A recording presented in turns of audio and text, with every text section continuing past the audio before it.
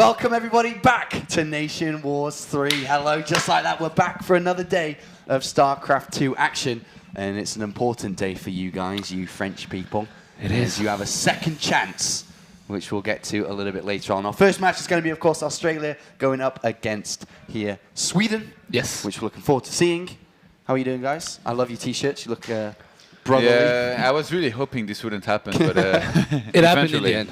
Yeah, it did. Here's the group for today. We had a probably, if not the best day of Nation Wars StarCraft action yesterday, with the 4-0 from Poland, an all-kill, and of course another all-kill from France, into the epic winner match, which was cursed by our dear poker friend Elke. Yes, it did. He did curse it. Screwed everything up. Everything was doing well. France was doing really well until he showed up. And then we casted some games. We got wrecked. Yeah. I don't know. I think we should never invite him again. His reaction was. He's coming later. His reaction was funny as well. So sick. He's so sick. He's so sick, man. Marine Lord is winning, and now I don't know if you can see on the camera. I think you can at home. You can kind of see all the leftover baguette. There is some baguette left. This stack table is so dirty right so now. Dirty. There's crumbs everywhere. There was like a cup of coffee, like 2 days old, on the table. I just put it down before. Welcome to Nation Wars, everybody. If this is your first time tuning in, welcome. We have an expert video that we put together with a couple of zooms. Look out for the zooms on Todd's face. This is the Nation Wars 3 format. Hello everybody, we're your English broadcast team for Nation Wars 3. My name is Apollo, and joining me on this couch is Todd. It's an absolute pleasure to be here, Apollo. Funka will be joining us as well later on to cast in English, and it's going to be fun. Yeah, I'm looking forward to casting with Funka a little bit later on, but let's talk a little bit about the format of Nation Wars 3. It's a 16-country tournament. Every single game is best of 7 until we get to the grand finals, which then will become a best of 9. And some of you should know this because you voted in. The players that represent their countries were through public voting, and we have 3 players to represent each country, as well as a single substitute if one of them cannot make it. So we have 16 countries spread across 4 groups, 4 countries in each group, with the top 2 advancing to the quarterfinals, which then becomes a single elimination bracket as we look for the top 4. And the top 4 will actually be played here in Paris at a very prestigious venue to be announced later this Sunday. Groups A and Group B will be then played in December, on December the 3rd through to December the 6th. And then Group C and Group D will be on the 10th through to the 13th of December before we head into the new year. And what better way to start the year than with a bang with some StarCraft 2 on the 2nd and 3rd of January. That's when the round of 8 will be taking place. That will still be online. And then on the 13th, that's when the live action here in Paris will begin. And that's where the fun really happens at the live venue, because Nation Wars 1 and Nation Wars 2 were absolutely fantastic, and we're very excited to be a part of this. Nation Wars has something special to hold within the StarCraft community. I know all of you watching this enjoy it, and we're very excited to be a part of it. It's a very unique tournament, which I really wonder why it took so long for somebody to finally do it. So I'm really happy that O-Gaming stepped up, and it's one of my favorite tournaments, I have to admit. So I'm really looking forward to those games and to seeing which country is the best. All right, it's time to find out which nation is the best in StarCraft 2. GG! Yeah, this is the original crew from the video. This is the original format crew. It is. Having a lot of fun here at Nation Wars every single day, even before the tournament even begun, as you can see with that video. Yesterday's action was, as said, probably the best day we've had in Nation Wars Funka. You think it can be topped? I hope it will, because if France qualify, it's going to be better than yesterday, yeah, obviously. yeah. But no, I think yesterday was pretty cool. Like, considering we had 2 4-0s, the way it happened, the fact that Marine Lord did the all kill, and I'm not going to be able to figure out the other one that all killed. Come on, Elaser. Yes. Elaser. Pull yourself together, Funka. It's like it's a good thing in my opinion. Like, it's not the players that we anticipated. Like, maybe we saw Nerdshow maybe putting himself first in the first game and then all killing. Yeah. But even Elaser showing that he's able to do that kind of stuff against such a good team means a lot to Poland. Already qualifying. I mean, They're probably the best team after They're probably Korea. the favourites for the tournament, with Korea. With obviously. Korea and Germany, probably. Yeah, I think yeah. those are the 3 best teams. Well, if you guys did miss out on some of the action yesterday and you're just tuning in today, we put a video to see what happened previously on NationWars.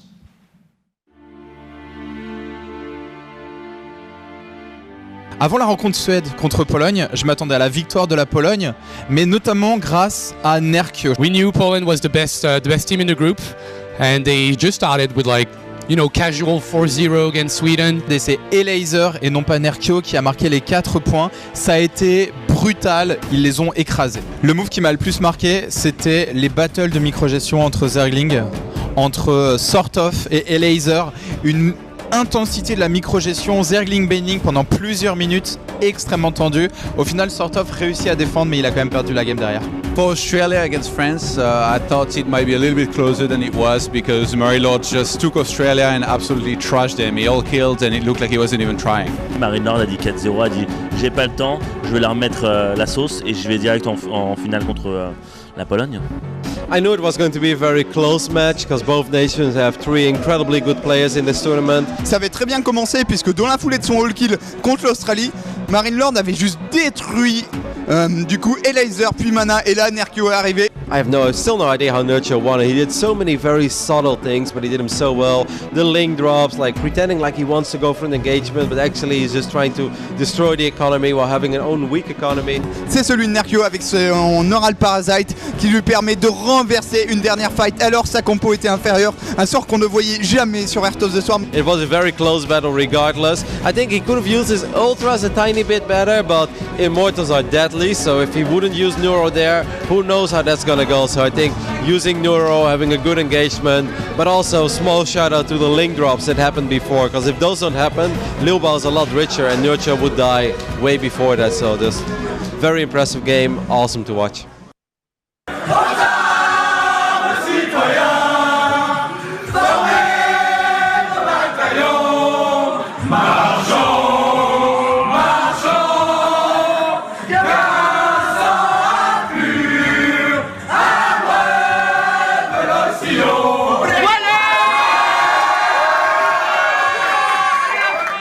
Are people going to be singing today? Because France lost yesterday. If they win today, what's going to happen?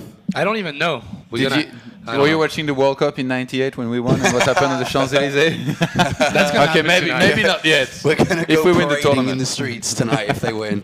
Everyone from O Gaming joining the streets. That would be a fun fact, an by epic the way. moment. This was meant to be a photo, and then I think Funka started singing the national anthem, and then everybody followed. You let rip, man. It was pretty good. I like what we ended up with. I think the energy is pretty genuine, you know. Yeah. It's like it's pretty bad. Yesterday to say it out was, loud. yeah. It was. Today we'll see. It was. Yeah. We'll see. Today there's a few hangovers going around, so Maybe. Apollo, you seem very low energy today. No, I'm super high energy, bro. I didn't sleep yet, considering. I'm expecting a great day. Of course, we have an awesome set of games to come. Only 2 games, though. There's, of course, on the second day of group stages, we have 2, with the first match being the losers match, and then over to the deciders match. So first up is going to be these 2 nations, Sweden versus Australia, going head-to-head. What are your thoughts? I mean, must do as an overall, as a France, coming out second place, right? This is a big upset. It should be. If we lose at that stage, not only it would be really bad for the tournament in general, because the French crowd in general wants to see France qualifying, but I think as far as our level is supposed to be, if you look at the end of Out of the Swarm, France was Marine Lord, Lilbo, and probably Petit Drogo were like 3 of the best foreigners, and now we're having a rough time because some players that, okay, Mana was still really good at the end of Out of Swarm, but then Nerchu comes out of nowhere. It's like, I've been playing for 5 years, but I'm going to be good again, and I'm going to be decisive. And that's what he did yesterday. He stepped up a lot for sure. Stepped up. Here are the predictions, by the way, what we think is going to go Look down at in the Roddy. first match. Roddy's always the hipster. He always wants to be different to everyone else. He got it right yesterday when he picked Poland to win against France. Everyone else went for France, even though we were pretty misled. A bit of bias around the room. But is this a fair judge of how this series is going to go? For me, I took a long time to pick mine. I don't know about you guys, but I thought Sweden can do this. But then I did side with Australia. Yeah, I was thinking about both lineups, and then I just pictured Pig just like hopping on a crocodile's back and like just like riding through Sweden and beating everybody and winning 4-0. So I went for the 4-0. From now on, all my predictions are going to be a 4-0. Whoa. Yeah? Pig, man. Pig's going to open up in 4-0. Yeah. Yeah? Okay. Well, and then Australia's going to get followed by France. Quick day. Well, here is Team Australia, of course, captained by Pig, Jared Krenzel, supported by NXZ, and for me, the star player, and I think everyone kind of agrees, the Igers, their best player. Hopefully he can do some damage today as they go up against Sweden, which the team picture is incorrect, isn't it? Because sort of is a replacement, right? Still today? Yeah, that should be the case. The other player can't make it, sadly, because he's in Korea and traveling as we speak. So the scheduling didn't work in his favor. And in my opinion, I think Australia didn't show that good of a game yesterday because Marine Lord was on a roll. He was playing amazingly well in every single matchup, and then he carried that over to the match against Poland and took out 2 other players. So it's really difficult to make an assessment on how good Australia or Sweden is because we didn't get to see them play. But Pig and XZ showed that they were totally decent players. Nothing to say there. And Iagas, in the qualifiers, really I think they're pretty good when they played Japan twice, and both teams actually. It's crazy the Zerg presence that we have in this tournament. Like both teams, they have 2 Zergs, and in this case, Australia's gonna have 1 Terran, and Sweden's gonna have an all-Terran turn Protoss now in Morrow. So we have quite a few ZVZs. We've seen a lot of Zerg versus Zergs, and as you say, they're going to continue on, and they're really fast too. I mean, a lot of the games are fast in Legacy, and especially Zerg versus Zerg. Yeah, the way the maps are shaped up, I think, really pushes for a link bailing kind of play in ZVZ. So that explains why it's so fast. But as we you had said, some longer games though yesterday, and they were delights. They were such a delight, a treat. Hey, by the way, I had your coffee dessert today, thingy. Oh, Café Gourmand. Yeah, I had Café Gourmand. How was he? He's great. How was it? It was really good. What side did you have? Because it changes sometimes. 3. Yeah, you had 3 so sides. It was a tiramisu style one. One chocolate mousse. Chocolate mousse. Okay. And then it was like the strawberry raspberry type. Yeah, with cheese thing, the cheesecake thing with my espresso. That's a good one. It was nice. It was really good. Yeah, I told you you should. I should have had it last time, but I had it this time, and it was really nice. Yeah, we're going off track though. How we went from Sweden, Australia to coffee and dessert. So every one of us thinks Australia is going to take it. Yeah, only Roddy thinks Sweden. Only Roddy. He wants to be a hipster. Roddy's just the hipster factor. I mean, maybe we can go to him in a second. The thing is, all right, tell us, but imagine you're from Sweden and you're watching this. Obviously, you're cheering for your team. Everybody predicts Australia. One guy predicts Sweden. Everybody from Sweden is going to become a Roddy fan if they were not already. Which, to be honest, everybody already must be. So Roddy is the people's champ, right? Yeah, the people's champ. He's the people's champ. So we are going to go over. I think we can go over now to the public viewing area. I'm supposed to be there, though. You're not there, are you? Rotterdam supposed to be. Yeah, me too. It's Moman, Roddy, and me. Oh, you're not. You are going to go. No, I am. Okay. We're not okay, ready. we're not ready at all. We're nowhere. Stay. We're not ready at all. Stay. Okay. Don't go yet. Don't go yet. Let's look at Sweden. Don't go yet. We'll go soon. So as we said earlier, Zenstar is not going to be able to play. He's going to be replaced by another Zerg player in sort of. Who definitely has potential to play and get a lot of work done today. Actually, sort of. He's supposed to be really good. Yesterday was very disappointing. I'm looking forward to seeing if he can do better here. I hope so. Morrow did okay, and I remember casting yesterday with Drogo. Morrow, he impressed with his builds. Did he do okay though? No, he didn't. But his build was nice. No, he wasn't. He got crushed. He made a death, went across the map, recalled, and then died. That was one of the worst games I've seen. I liked the opening though. I liked it. But he did get crushed. Yeah, I was trying to be nice, but. Eraser as well. Eraser just showed that he was way better than all of these guys. I think. I think it's safe to say. Showed different builds, showed different type of attacks, timing-oriented builds against Protoss, then showed some ZVZs where he was always on the upper end. The first game against Mini Razor was over in like 4 minutes, and even sort of that got revived didn't do that good. Yeah, you're right. I mean, I agree with what you said before. Is that both teams weren't able to show too much. Yesterday and today, I think this Sweden versus Australia game is going to be very close. I think it's going to be a close series. I think I said 4-2. Didn't you predict a 4-2? 4-1, but. Even worse. Be close. Even worse. Yeah, but it's going to be close, boys. What are you even thinking? It's based on how close the games will be. Yes, it's going to be a close 4-1. 6 salvage. Close 4-1. It's going to be a really tight, close 4-0 today. No, but I think the games are going to be close. You don't think so at all? No. We did pick 4-0. It's going to be it's going to be smooth sailing for Piggy Boy. I don't even think Pig opens, to be honest. I don't think he opens. I think that's where you go wrong. So NXZ? No, straight Iagus. Iagus? No, you don't go Iagus first. Yeah, it's the same. Dude! It's the same strategy that Poland used. A laser, straight up, out, kill. Yeah, but Iagus is Australia's best player. Elaser is not particularly Poland's best player. I think Iagus is coming out first to 4-0. I think they want to play it fast. They want to get this over with. And straight up ready for France. That's what I think. You just want to go drinking again, don't you? No. I want to go to bed, actually. I don't want to go drinking again, man. Not before we cast France against the winner of Sweden of Australia. And if you're not hyped up, dude, I'm gonna kick your ass. I am hyped. I want to see you sing the national anthem. And if France wins, if France advances today, we're going to party hard. Probably. I don't want to. Please don't, France, please lose. No, I think it's going to be a lot of fun today. We have a couple of really good games, and I think that France is pretty safe to say is the heavy favorite to advance through second place. It'd be a big upset if they don't. Which team do you think has a better chance versus France, Sweden or Australia? Neither, really. That's a good answer. I like it. Maybe Sweden. 2 Zergs and 1 Protoss. I think against Terran, even though it's Iagus, maybe France would do better. So against Australia, they might have an easier time. Yeah. On paper, it seems like Sweden. I think in terms of knowing the French players better as well, because they play on the same ladder. Could be more dangerous. Yeah, probably. I agree. But I do want to see for Australia. I want to see Iagus play something else than TVT. Yesterday, he got crushed by Marine Lord twice, and I kind of want to see him, show his skills in TVZ. I want to see different ways of playing the matchup, because Marine Lord, one of the only Terrans that we got to cast since the beginning of the competition, just played Reaper and tried to push his advantage with early Reapers. So so you know what to do on ladder? 3 racks Reaper every game. I do it all the time. It's you guys are going to play later, by the way, right? Yeah, maybe. Are we tonight? Maybe. Depends.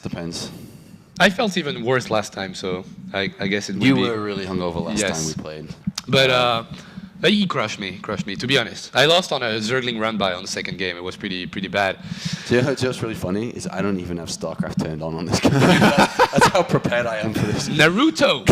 Chewie wants to cast NationWars 3 as well. Oh, this is the infamous cat that I heard about, that Naruto got himself. He's got it. I don't know if it's a cat or more than one, but a really cute one.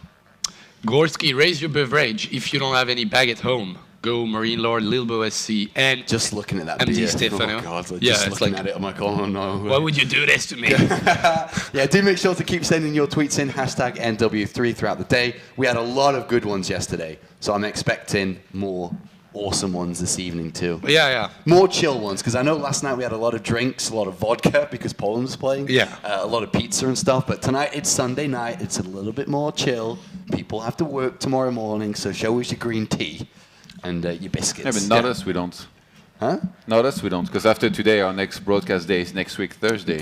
Yeah. Yes. Yeah, but that's. Don't miss it, by the way, guys. Group C and Group D. Korea and Mexico. And talking about Korea, I think we should kind of mention it, is that today, or this evening, or within the next few hours. After match one, before we start match 2. We are going to be announcing the Korean team.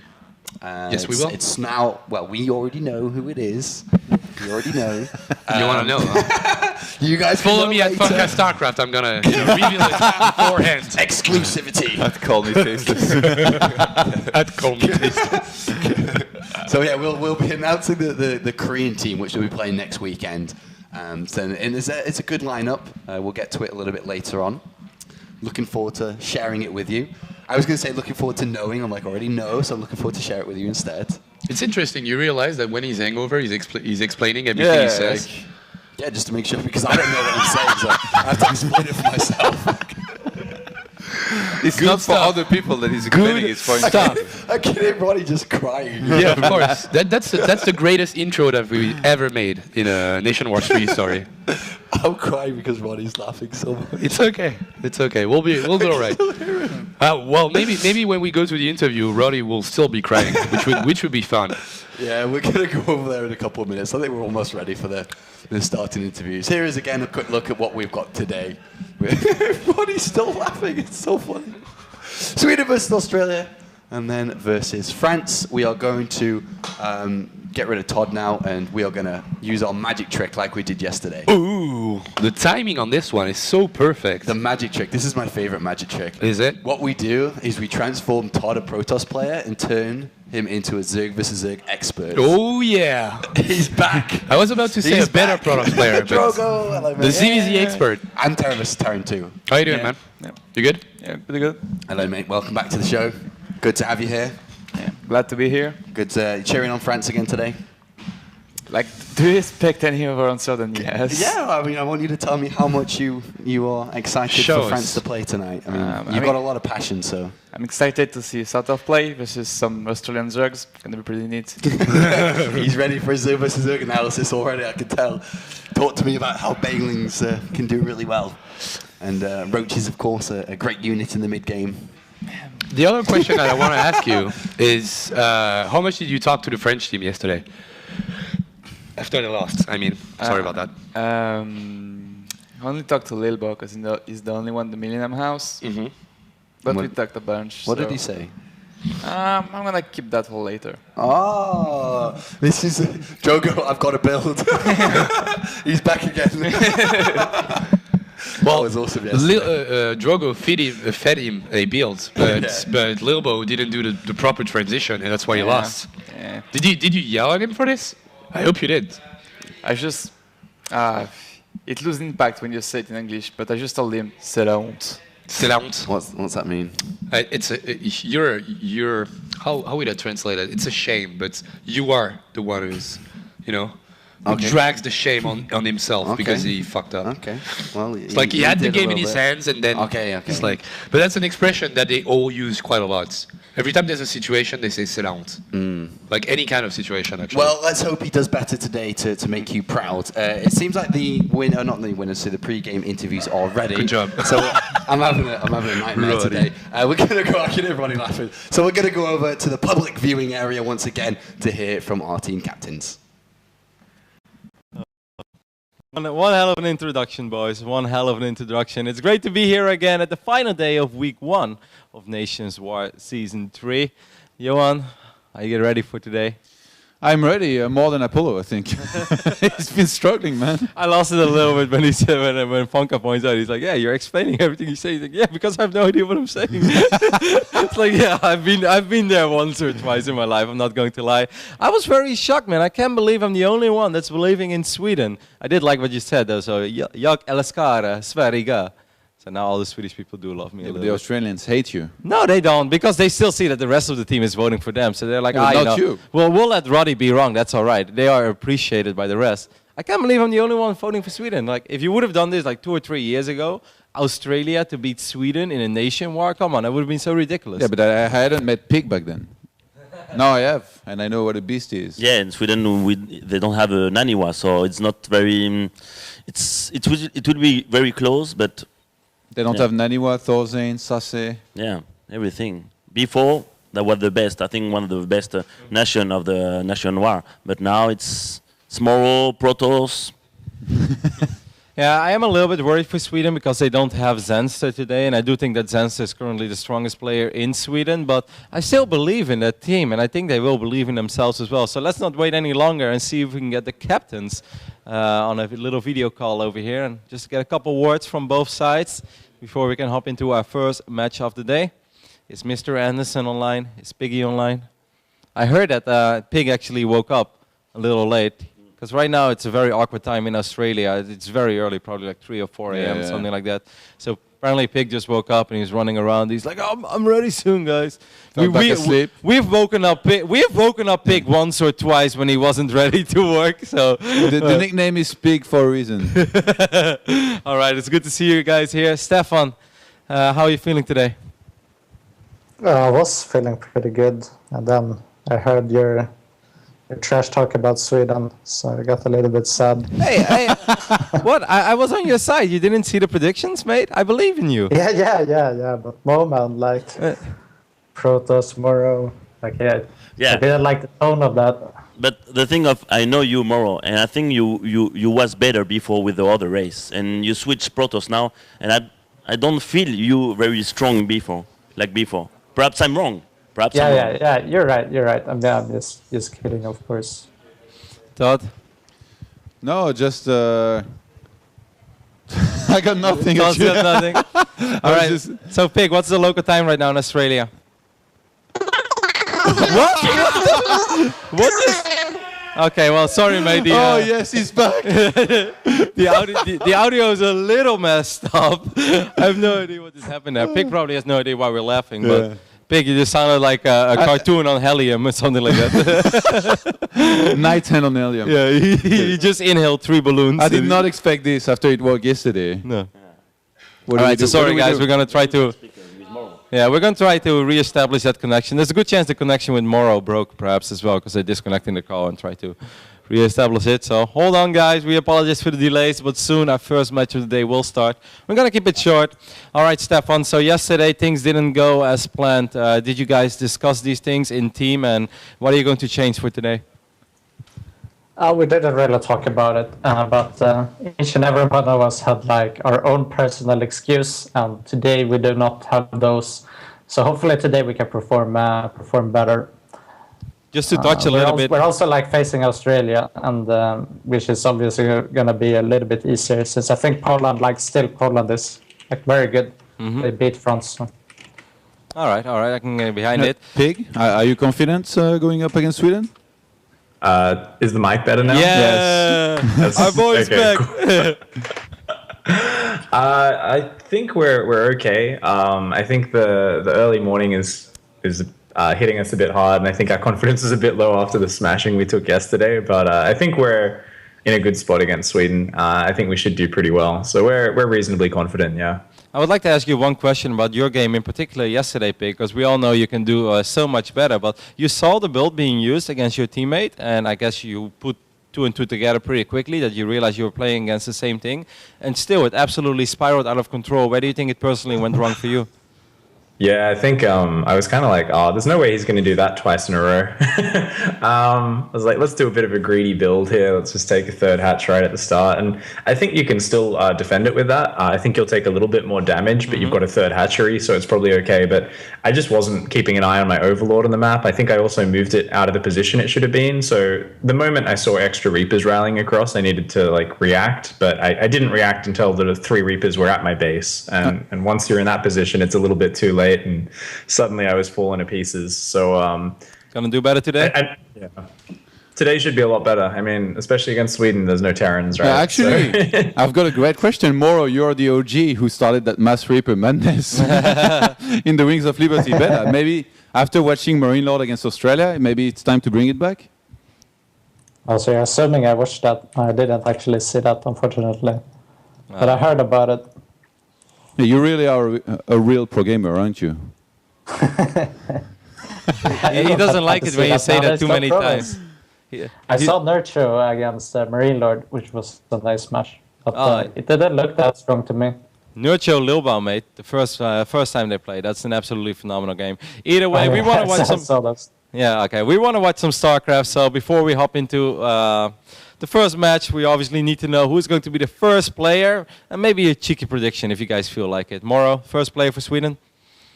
First player me today. And as far as prediction goes, I think we will win, but it will be hard. I'm going to say 4-2. It was you. You said you, right? Because you lagged a little bit. Yeah. First player? Are you coming out? Yeah. Okay. Me. Okay, awesome. And he believes in a 4-2 pick. Who's going to be the first player of Australia? And cheeky prediction if you'd like to. Yeah, it's going to be me as well. And yeah, 4-1, we'll win. All right. Well, good luck very much, or lots of luck, guys, in this first match. And we'll see one of you guys at the end of this match. No idea who it's going to be. Go get ready for your games. Guys, it's going to be a captain showdown. Yeah, that will be very nice. I like them. And I think Mo was not very happy to see that. I think he wanted to play versus Yeah, Yaguz. but during the briefing, they told us to go back to the casters quickly because the French team has to translate. So let's go back to the casters so we can get the game started soon. Let's go. Roddy was like, oh, I wanted to talk a little bit more, you guys. No, it actually makes sense. I mean, you know, Frenchies don't speak English. We have to do a in-depth translation downstairs so they can understand what's going on. And yes. Talking about Pig, I don't think he ever mentioned the time. He just mentioned, because when he was asked for the time, he was all squeaky. But I just looked it up. It's 5:30 right now in the morning, which is pretty early. It is. And I don't think they have multiple time zones, pretty sure. Might even be 4:30. Like Brisbane. Is he closer to Brisbane or? I don't actually know where he lives. Melbourne.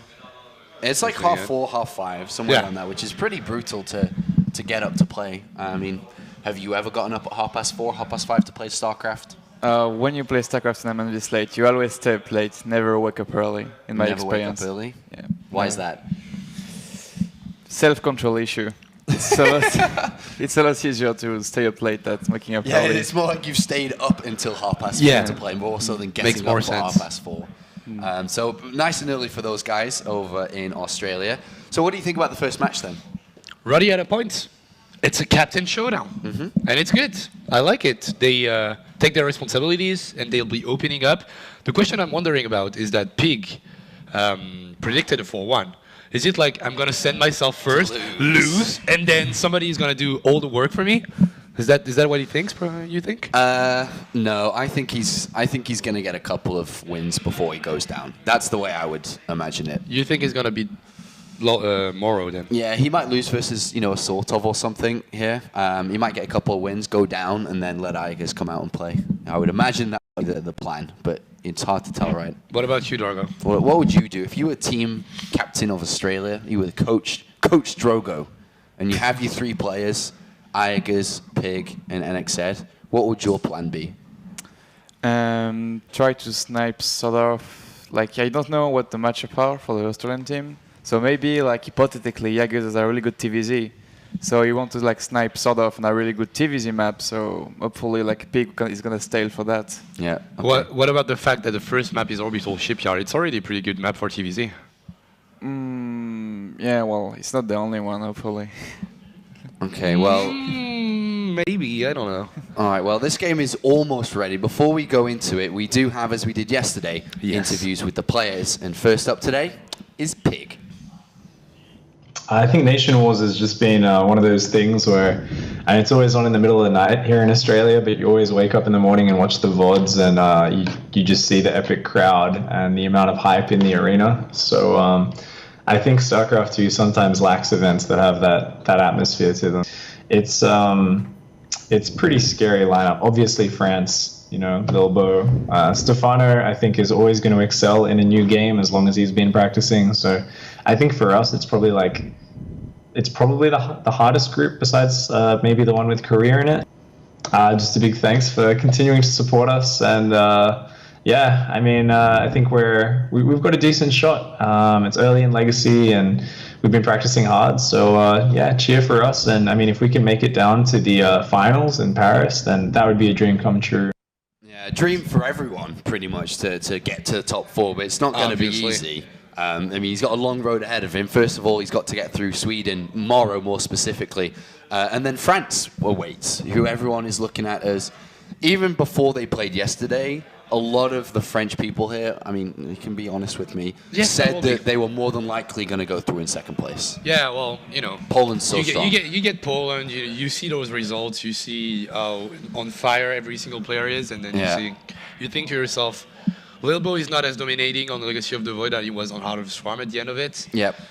We don't really know about Stefano. Marine Lord was kind of a question mark, and he showed that he's a really great He player. played great It's yesterday. not like we couldn't have beaten. It's not like that we couldn't have beaten Poland. Yeah. Like I mean, if Lilbo wins the first game against Nurture, it's such a great situation for us, right? It's funny how much a single game can impact the entire of the series. Yes. And in terms of like getting your best player kicked out and the momentum swings is actually kind of drastic in this format when it's every game's just a best of one, and it is wins for anyone. Underdogs UK, you can pick up wins in best of ones. Yeah. Cool. So Drogo, it's not gonna be a ZVZ. How mad are you? I'm so pissed, dude. Why, man? Because there's a Protoss, like, it's so boring now. I have nothing to say. Protoss plays. Like, it's just bad for Drogo. Yeah. Well. Do we have the Mora? Sorry, I didn't. You a Mora interview? Oh, we're gonna go on the game in a second. Okay. So, Protoss. I know it's not your forte, as you say in France, but no, we don't say that. Let him believe that. No, the thing is, there's so many people watching. I don't want them to believe what he says. It's like, yeah, as you say in France, and then everybody's gonna come to me and like, oh, forte. Oh, but there's a lot of things I don't really know about France, but I say that's the way it is. Anyway, first map is now loading, as we do have Orbital Shipyard to kick things off for the second day of Booyah! Group B. Booyah, shaka! Booyah, shaka! We're excited, of course. France playing a little bit later on. That's what everyone's really hyped for. But first, we need to see who is going out in last place, sadly, in Group B. First game is going to be Australia versus Sweden. Pig versus Mora. Captain versus Captain. In a battle which Drogo won't be able to assist us very much in analysis on. But hopefully he can do something useful. Pig. Pig. You wanted to say Funka, but you said pig. Okay, do the intros, bro. All right. Bottom left of Orbital Shipyard for Australia as the Red Zerg. It is Piggy Boy. Or the Chipmunk Zerg. The Chipmunk Zerg. All right, you or Drogo? Who's doing it? On the top right of Orbital Shipyard, the Protoss player hope of Sweden. This is Morrow. All right, here we go. Let's get this thing started. Okay, so Morrow played on this map yesterday, and he opened up and played very safe overall. I mean, Drogo, how did you like his approach when he played Protoss vs Zerg yesterday? I liked it. Like, it was a good build. Nothing gimmicky, but at the end of the day, he kind of just died. So he's going to have to do the same without the dying parts. Top-notch analysis. Okay, Pig is going to go to the HP portal. What did he do wrong yesterday? He lost. What can he do better? Not lose. Okay. If you could avoid dying after building up your economy and gateway counts for 9 minutes, that would be great. But one thing that he did do, he tried to play mass gateway zealot charge style, right? That was his overall core, which he never got to. And you'd imagine that he'd be looking to do the same.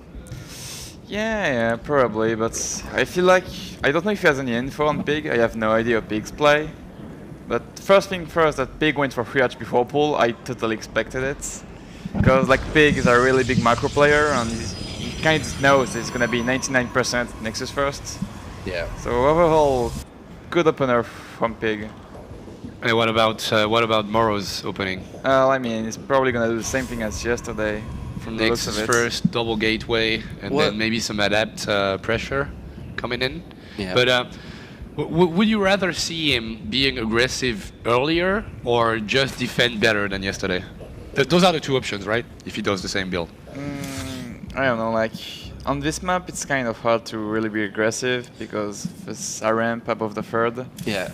Well, how do you think his style is going to differ when playing against Pig, who you said is more macro focused? Yesterday when he played against a very aggressive Zerg and ended up losing, right?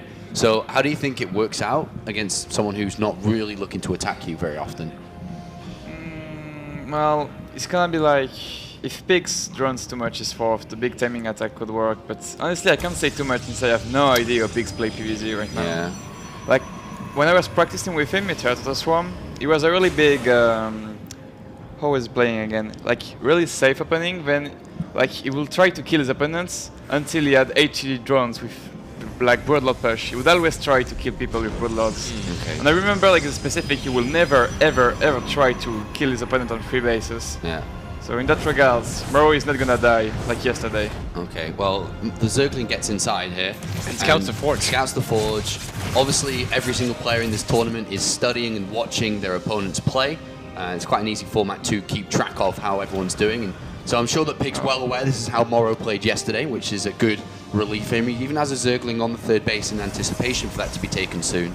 But like yesterday, Moro playing very safe with his 2 Adepts, but in this situation, this was not a good call. Like Pig made a very minimal amount of Zerglings and is now able to drone up safely without losing anything.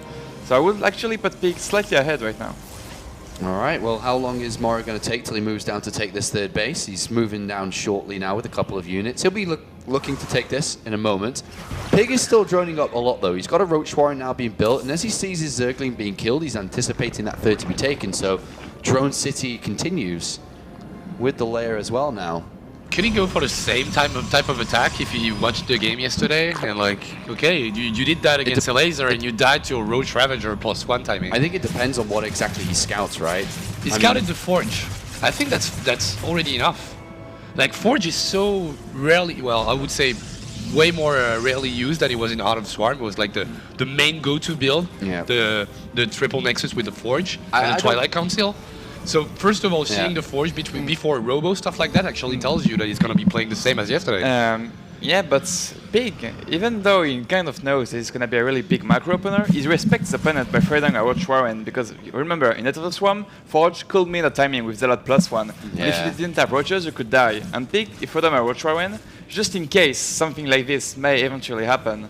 But he's focusing now on the melee upgrade for his Evolution Chamber. He's going to now throw down a Spire too. I thought that's what we'd see, and unfortunately the Hallucinated Phoenix flies past right before, and unfortunately getting the Scouts. So that's actually pretty big to see this, or not see it in this case. So how does Ling Muta will play against the Zero Child? Exactly the same build as yesterday, by the way. It's like the exact same transitions and everything, and now he scouts the Spire with the Hallucinated Phoenix on the other side of the map. You just saw it a couple of seconds ago. You just start pumping out Stalkers and you try to hit a timing, or what do you do? Yes, right now Moro is definitely going to try to hit a timing. He's not taking any gases at his 3rd base, and then right now he just saw the Spire. So the idea is to warp like maybe 1 Archon, a bunch of Zealots, and enough Stalker to not just straight up die to Mutalisk. And usually if you do it well enough, you're going to win the game. Oh, okay, Drogo's calling it early. Game's already over. Alright, here he moves out. The thing is, like, Mutas and Zerglings will not do as well as Roach Ravagers against Zealots and Adepts, as we seen yesterday. But here's the thing, Pig, with his Changeling, is seeing Moro moving out, so he pumps all of his gases into Ravager to, like, hold the push. So if Moro is too aggressive, this might be bad for him. Yeah, it's already a pretty big tell. Like, he shouldn't have known that this attack would come. Like, he doesn't have that much map control, but that Changeling kind of changed everything. He built a lot of Roaches to defend that, and now on a 4th base, I mean, Pig is going to have a tremendous amount of money to work with. And the question is he going to make Mutas at some point? Well, it doesn't look like it. He's thrown down the Hive, and you'd imagine he'd be going up towards Ultralisk pretty fast in this game, especially now getting double upgrades, Pathogen Glands coming in for the Infestors too, so he hasn't used that at all. Moro's got no idea what's going on at this point. He knows that he could be attacked very shortly, and we are going to see the Zerg move up. Moro! That's a bad start. I mean, that's a cycle of production on your Robo that's going to be used to build another Warp Prism when you would like to do probably more Immortals. Especially because you've seen the Hive on the way now. Yes. 16 more drones. That's a filthy Zerg. Filthy. It's like he has 72 workers and he's building 13 more. I'm getting a little bit scared for Pig now. He's gonna need to make Infestors, and it's really good fungal if he wants to end the upcoming attack. Yeah, more Stargates. Is he going up towards Fleet Beacon then? No, Moro is completely misreading this. What is he doing? He thinks Mutalisk are coming. That's why he made that many Stalker, even though he doesn't have Blinks, and now he's making Stargates. I would really like to see Moro just push right now, but he's not gonna do it. Yeah, he's gonna fight Ultralisk. And it's not gonna go well. He only has one one immortal and maybe a couple of Archons. But as we said, as we saw yesterday, Infestor, Crackling, and Ultras do very well in a. Yeah, I mean, right now Pig is pulling us Snoots. He's making Broodlord and Ultras at the same time with 88 drones. And I can guarantee you that if Moro was using all of his money on attacking, he would win the game. Well, Moro is going to take a 4th base while poking down here. It's a little late, really. This is quite a scary Zerg. A lot of drones, a lot of army now as well. And Fester's starting to pop out. Yeah, double Phoenix production. Yes, he's totally misreading this. Yeah. There is not a single Muta in the air.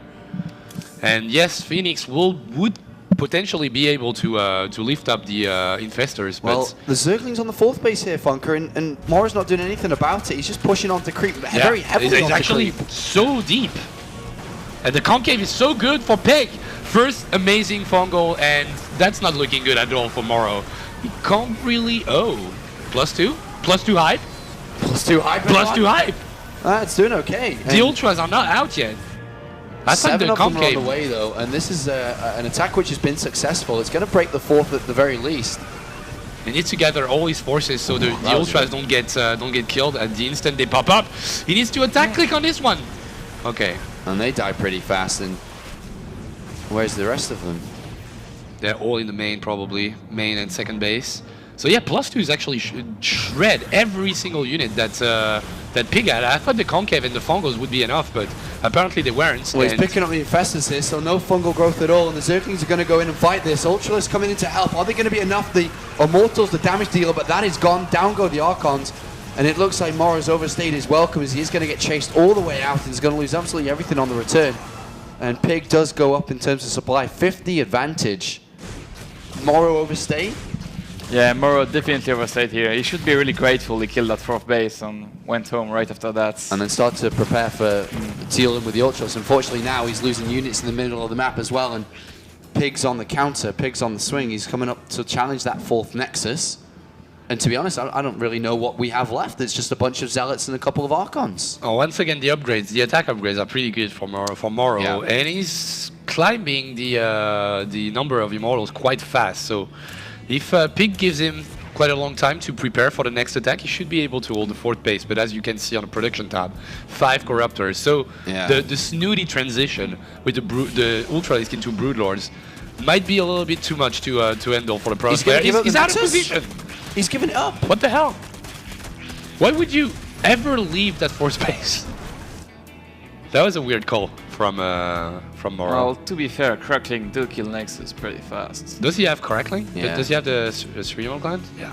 Adrenal gland? Yeah. Okay. All right, so Moro's got to get this 4th base up. He's running out of money. He doesn't have any really in the bank at the moment. The good old 2 Mutalisk switch. I love this. Probably to just more realistically to deal with the War Prism, yeah. Going to catch a couple of these Phoenixes here, fungal, and then the Corruptors do come in. But I think the Zerg army is pretty beefy at this point, especially with Broodlords coming in. Moro does have a very similar army supply, but a lot of it's just Zealots. Yeah, it doesn't have anything to deal with there. Against Broodlords that can shoot you from a screen away, I don't think that's a good thing. I mean, Archons are gonna derp because of the Broodlings, so I'm not really sure. He needs to transition right away. He has double Stargate, he should do something with it. Instead of building more Immortals, why is he not building anything? Yeah. He doesn't know about the Great Aspire? Well, he's seen 5 Corruptors, that's an odd number, right? Yeah. What do you think Moro needs to do? I don't know, I think it's kind of panic mode. I mean, making like 2 Void Rays would be a good start, but as I say that, he's making 2 Oracles. Yeah, I mean, 2 Oracles usually use Revelation, which allows you to use Tempest better, but for that, you need Tempests. Well, and a Fleet Beacon to have Tempest. Yeah. And neither are in the battlefield. Okay, he's bleeding some units right there. The Cracklings are gonna get, you know, Zerglings too are quick so good oh my in this god. game. And that's a big pickup Did as you well. see that moonwalk? Yeah. It was sick. That Immortal looked really panicked. Yeah. Zerglings, oh my god. Okay, I think he's scouted the Broodlords right here now. we go. There's the revelation on the army, but as you say, he sees it, but what can he do to stop it? Broodlord's doing a lot of damage. Queens in supporters too. And as Pig looks to open up Australia's first win in NationWars 3, here comes the pylon overcharge. And outside of range, can't do anything really to assist. Oh, nice. Nice. That's a nice stasis. And he's got nothing to deal with the Broodlords. He doesn't even have any Stalkers. He has 2 Void Ray coming up. So that might be the hype.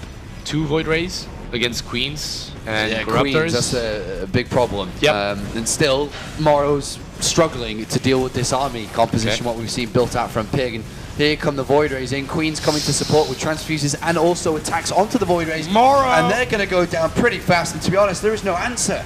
There is no answer for this Zerg army. Those 2 Void Rays crashed 1 Broodlord, didn't even kill it, and now it's just a threatening. I mean, he doesn't have the composition to face what Pig has. And to be fair, the army control of Pig, even though he had like a amazing advantage in, as far as the composition goes, I think the micro that he showed right there was really good. Yeah, he's just using the long-range Broodlords. He's just using the Broodlords. We do have an attack coming out from Morrow on the other side of the map with some leftover units, some Zealots and Archons. Perhaps they can get some damage done, but the problem still continues. How do you stop Broodlords at this point? He's trying to get more Void Rays out, but we saw it didn't work out too well just now when he tried to take a fight and defend.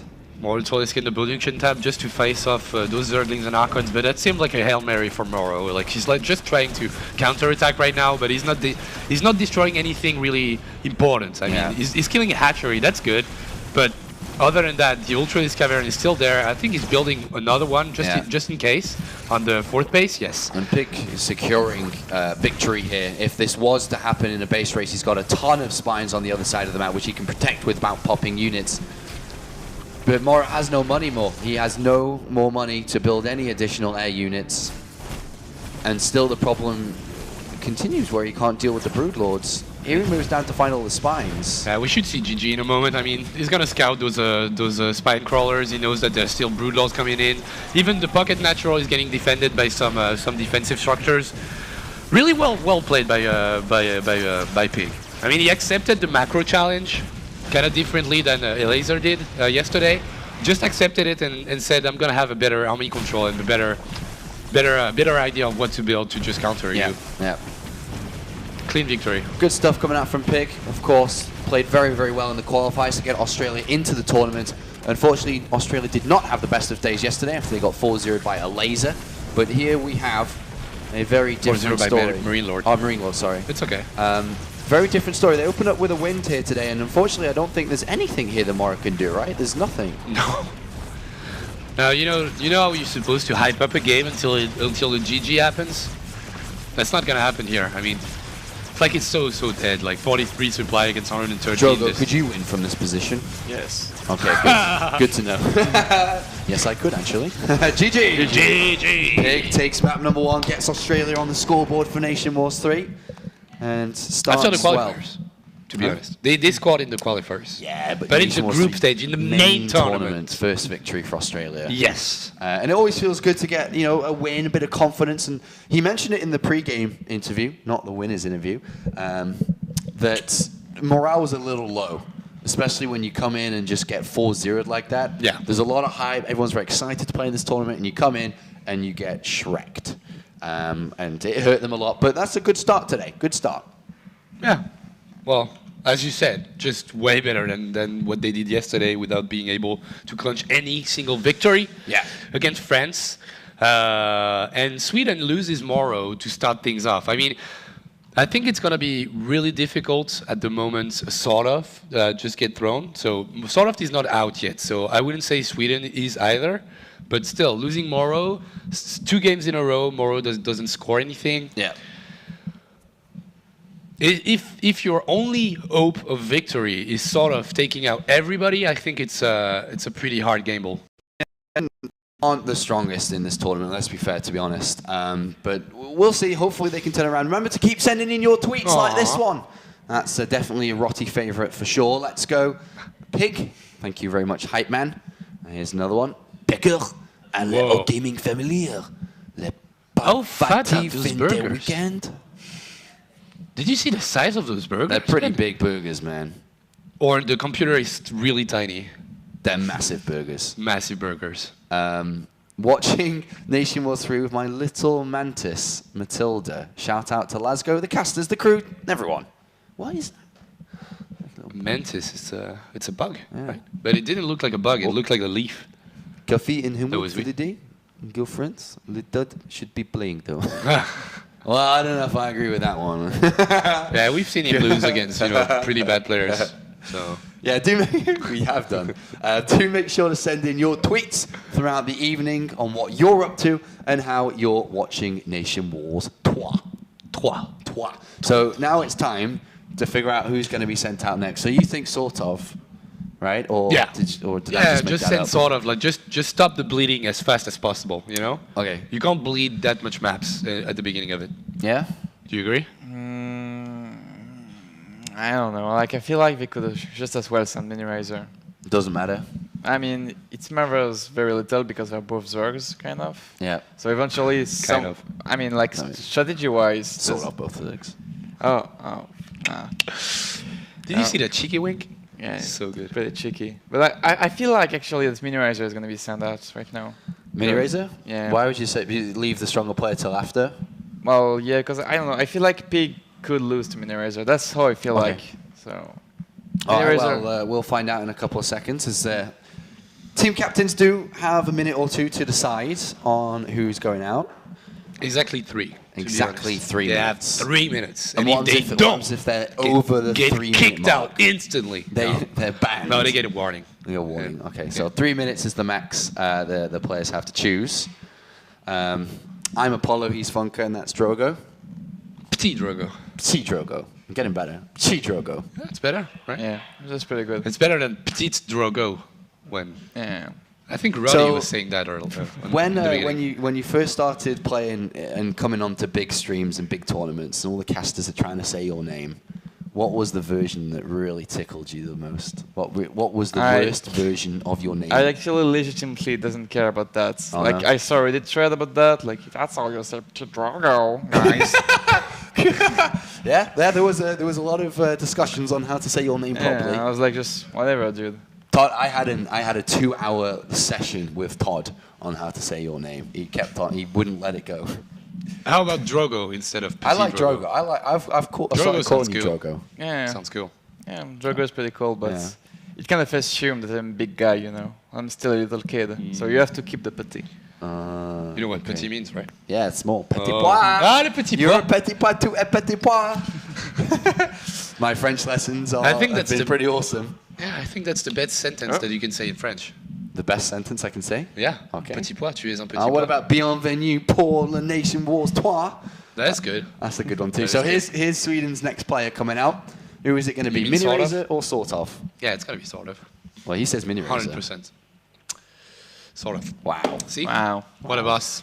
Just saying. Wow.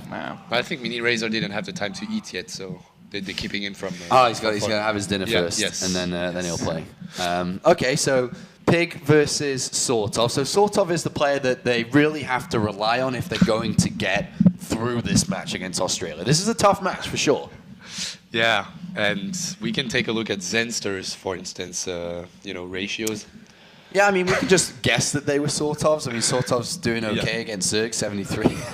But so Zenster was in the original team and lineup, but unfortunately couldn't place. They had to use their 4th player, which every country has. So Sort of comes in and is going to play.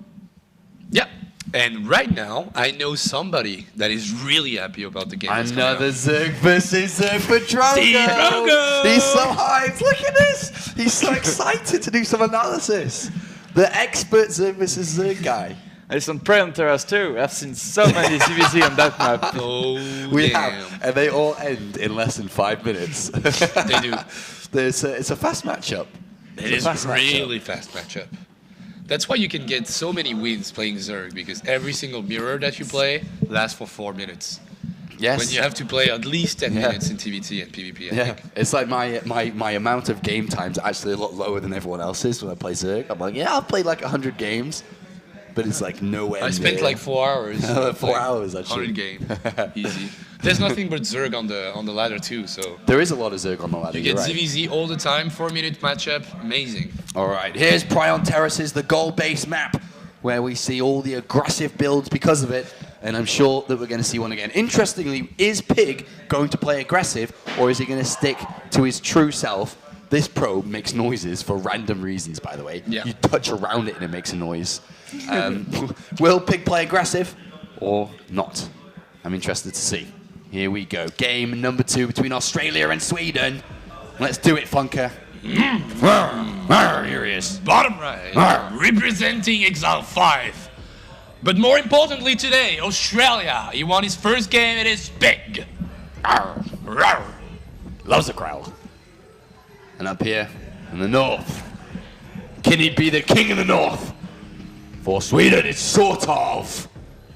He's a sort of good player, to be honest. To be honest. Red Eye always creeps into our broadcast. He's literally the best Swedish player on this team. Spawning pull first from Piggy boy. Sort of, and Piggy. Oh, Elky's in the house. What's up, man?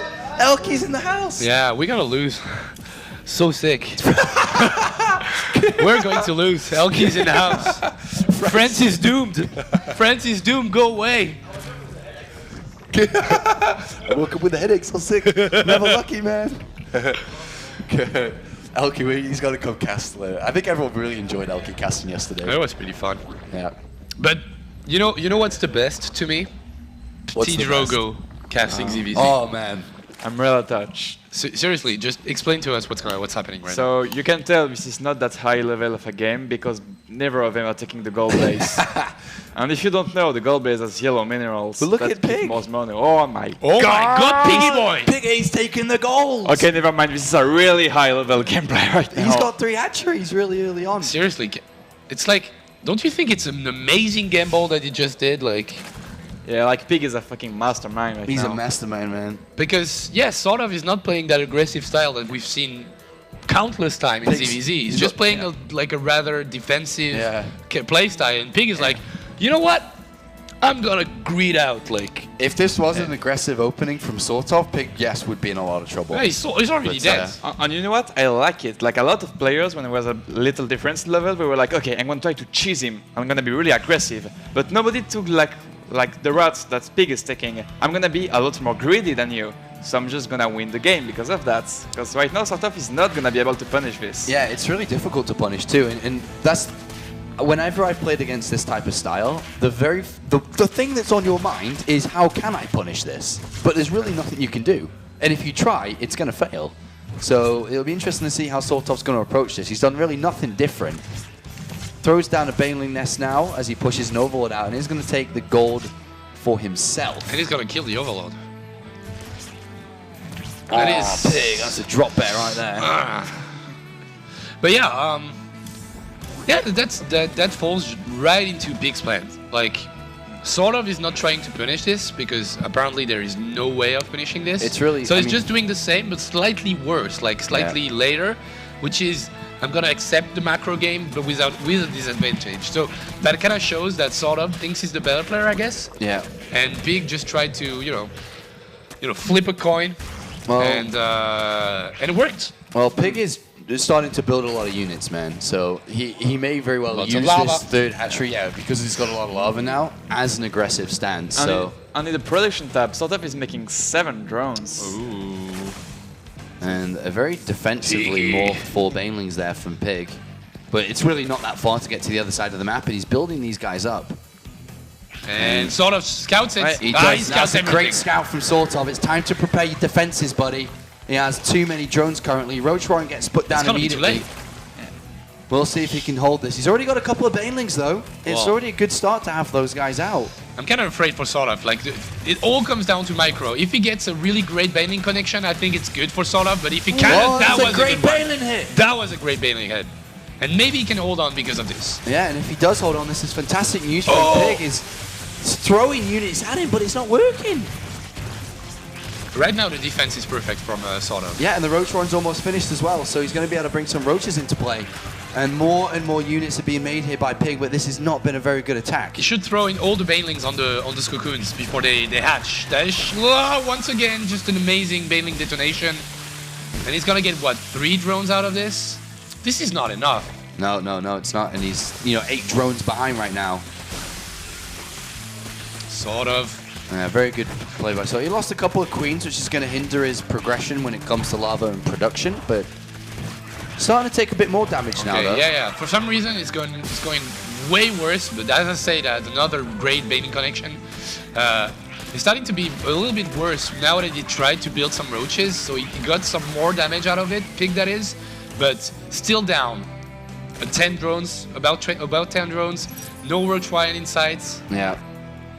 But there's no drones on the gold for sort of, so the income for Pig is still slightly better than sort of. That's a good stat. Yeah, but Sodaf is gonna fix that with a transfer drone to the gold. To get 28 drones to 37. I guess Pig's just going to attack again. Yep. A lot of roaches. Yeah, a lot of roaches. Going to start rallying more units over. Oh, he starts drones. Oh, that's an interesting call. He's very far behind when it comes to drone count. Well, cheeky couple of grabs here. And a good scout too. Sees his opponent still droning, just with that little drone moving down. And another one.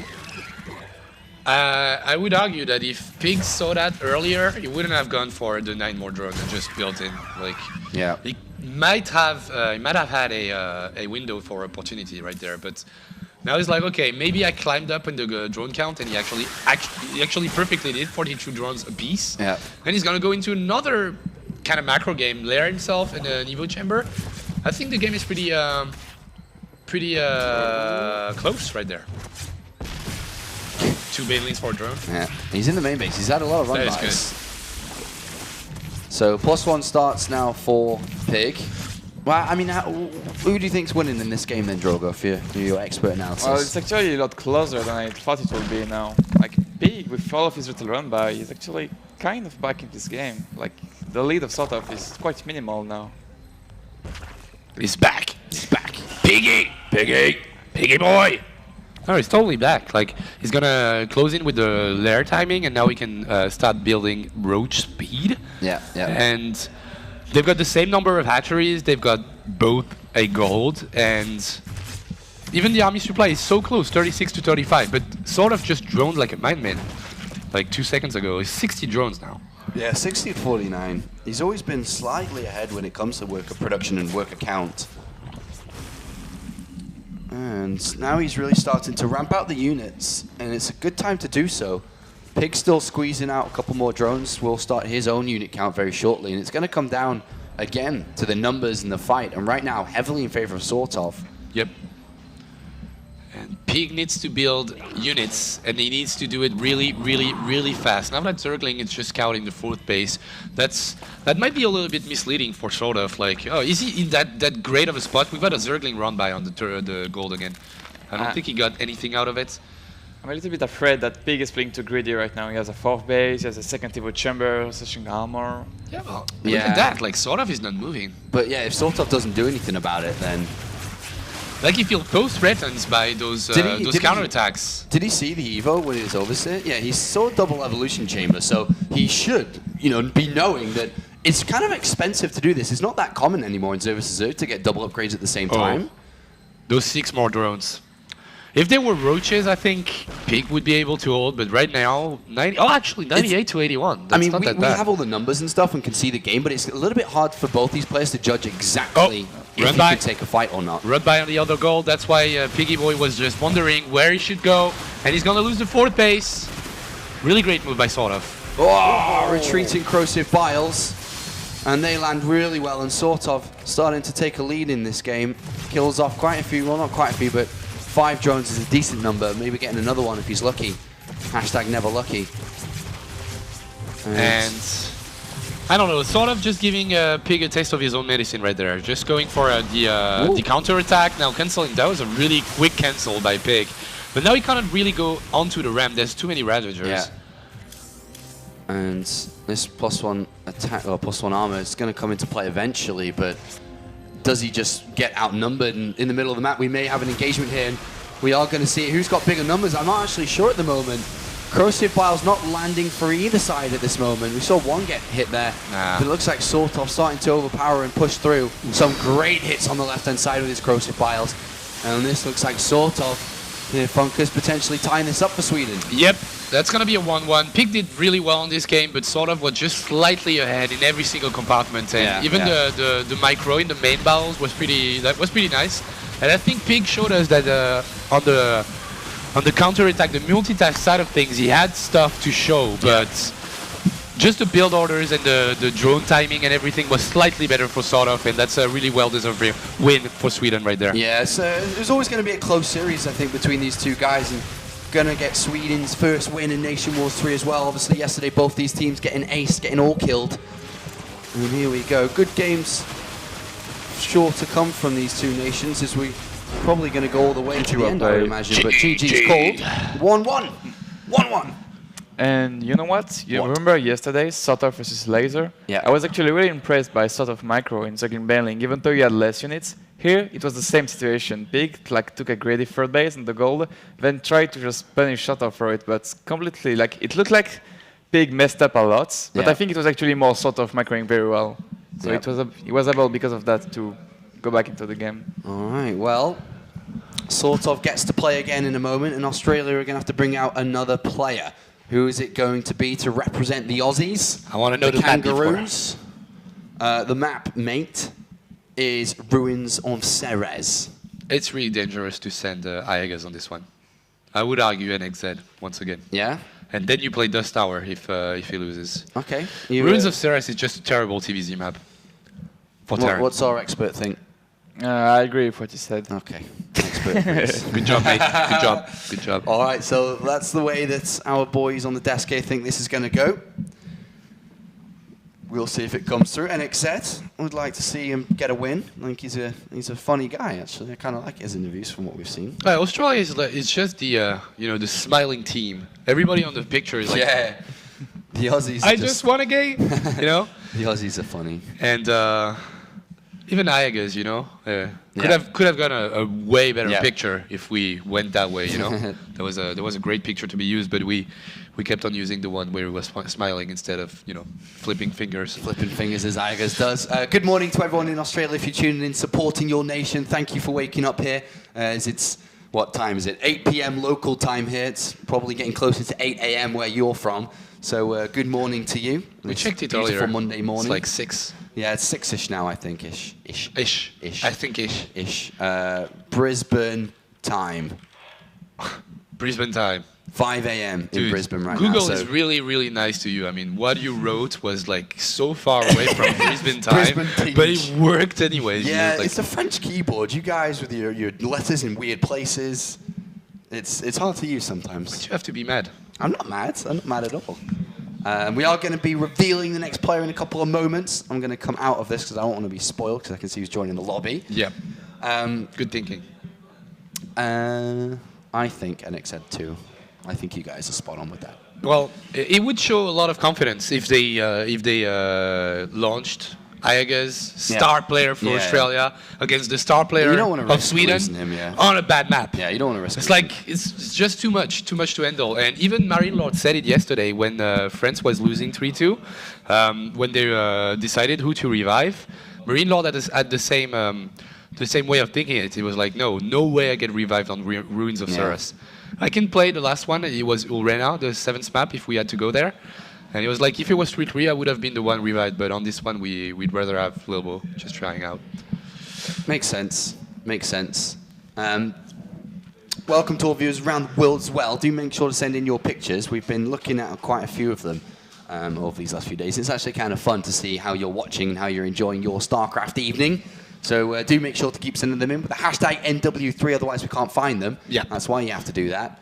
And if you want to make fun of Apollo, just tweet like pints of beers, bottles of vodka. I'm not going to look at my phone. No, I won't. Always fun with your gaming crew. And everyone's a little bit nervous today. Of course, France playing a little bit later. After losing to Poland yesterday, they now have to compete against the winner of these two nations in front of us, Australia and Sweden. I know a lot of the team and production are nervous. Are you nervous for France, or are you fully confident? You should be confident. I am fully confident. Yeah, you should be confident. You should be able to win that. Yeah, well, stuff can happen. Mistakes and upsets happen in StarCraft. Exactly. Norway are already gone. You guys could be next. Yeah, just letting you we did. Actually, I wanted to say something about that. When we see the video, the amazing format video, We see some really great footage from NationWars 2. Yeah. And just seeing Snoot, raising the trophy, this one actually. This very trophy. Okay? And just seeing that and seeing them losing was kind of sad to me. We lost them yesterday, and, the day before, sorry, but that was such a major upset. Sad. Upsets can continue to happen here in Nation Wars. We've got some very strong countries that weren't in Nation Wars 1 and Nation Wars 2. And here we go. Who's it going to be? NXZ. Told you so. NXZ, here we go. All right, guys, we're going to take a very quick break. Now we know who the player is going to be. When we return, we'll find out which nation's going to go up 2-1. We'll be right back.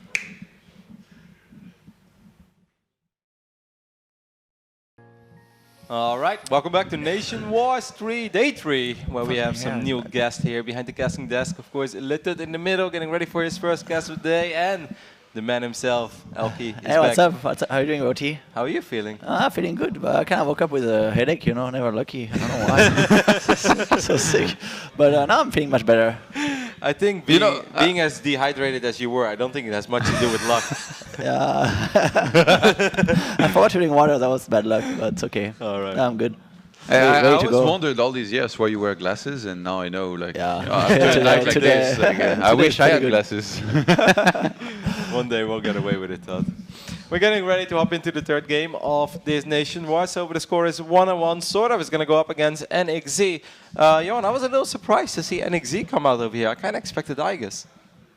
Yeah, the thing is, though, NXZ, like he already showed in the qualifiers that in ZVZ he can be pretty good. So I don't know. I think keeping your ace as last, like he always feels like your best player, you always send out first or last. And in this case, he's going to prove true once again because Igus won't come as second player, which is fine, I think. How's the ZVZ, Elkie? Are you ready for it? I haven't played much. I don't play much there, right? But it's a good matchup now. It's better, I think. It's better in Legacy than it was before. Yeah, I agree with that as well. I think there are less build order wins in the start of the game, which is very important. I'm ready. I'm going to let the players know that we're ready because I'm not sure what we're waiting for. I'm not the host, so I can start the game myself. NXZ is Grandmaster League on the North American server. Just took a look at his profile. He's hovering around rank 52. It's not bad, and especially considering the fact he's playing from Australia. Obviously, he has a little bit of latency. He should be. They're playing on Europe now, or is it playing on NA? Because Sordav is from Europe. What rank were you on NA recently? Before I left, so before I gathered or accumulated my bonus pool, I was rank 55. But I've actually never played him, at least not as far as I know. That's weird, actually. Yeah, I know, because I have like 400 games on total no life. So sick. 400 games, not bad. Yeah, 400 games since the release. So much passion. Yeah. Pretty good, actually. NXZ has been dodging, or? Yeah, I think he watches my stream, and at the moment he's offline, that I go offline, he's like, the coast is clear. It's time to queue. Hit that button.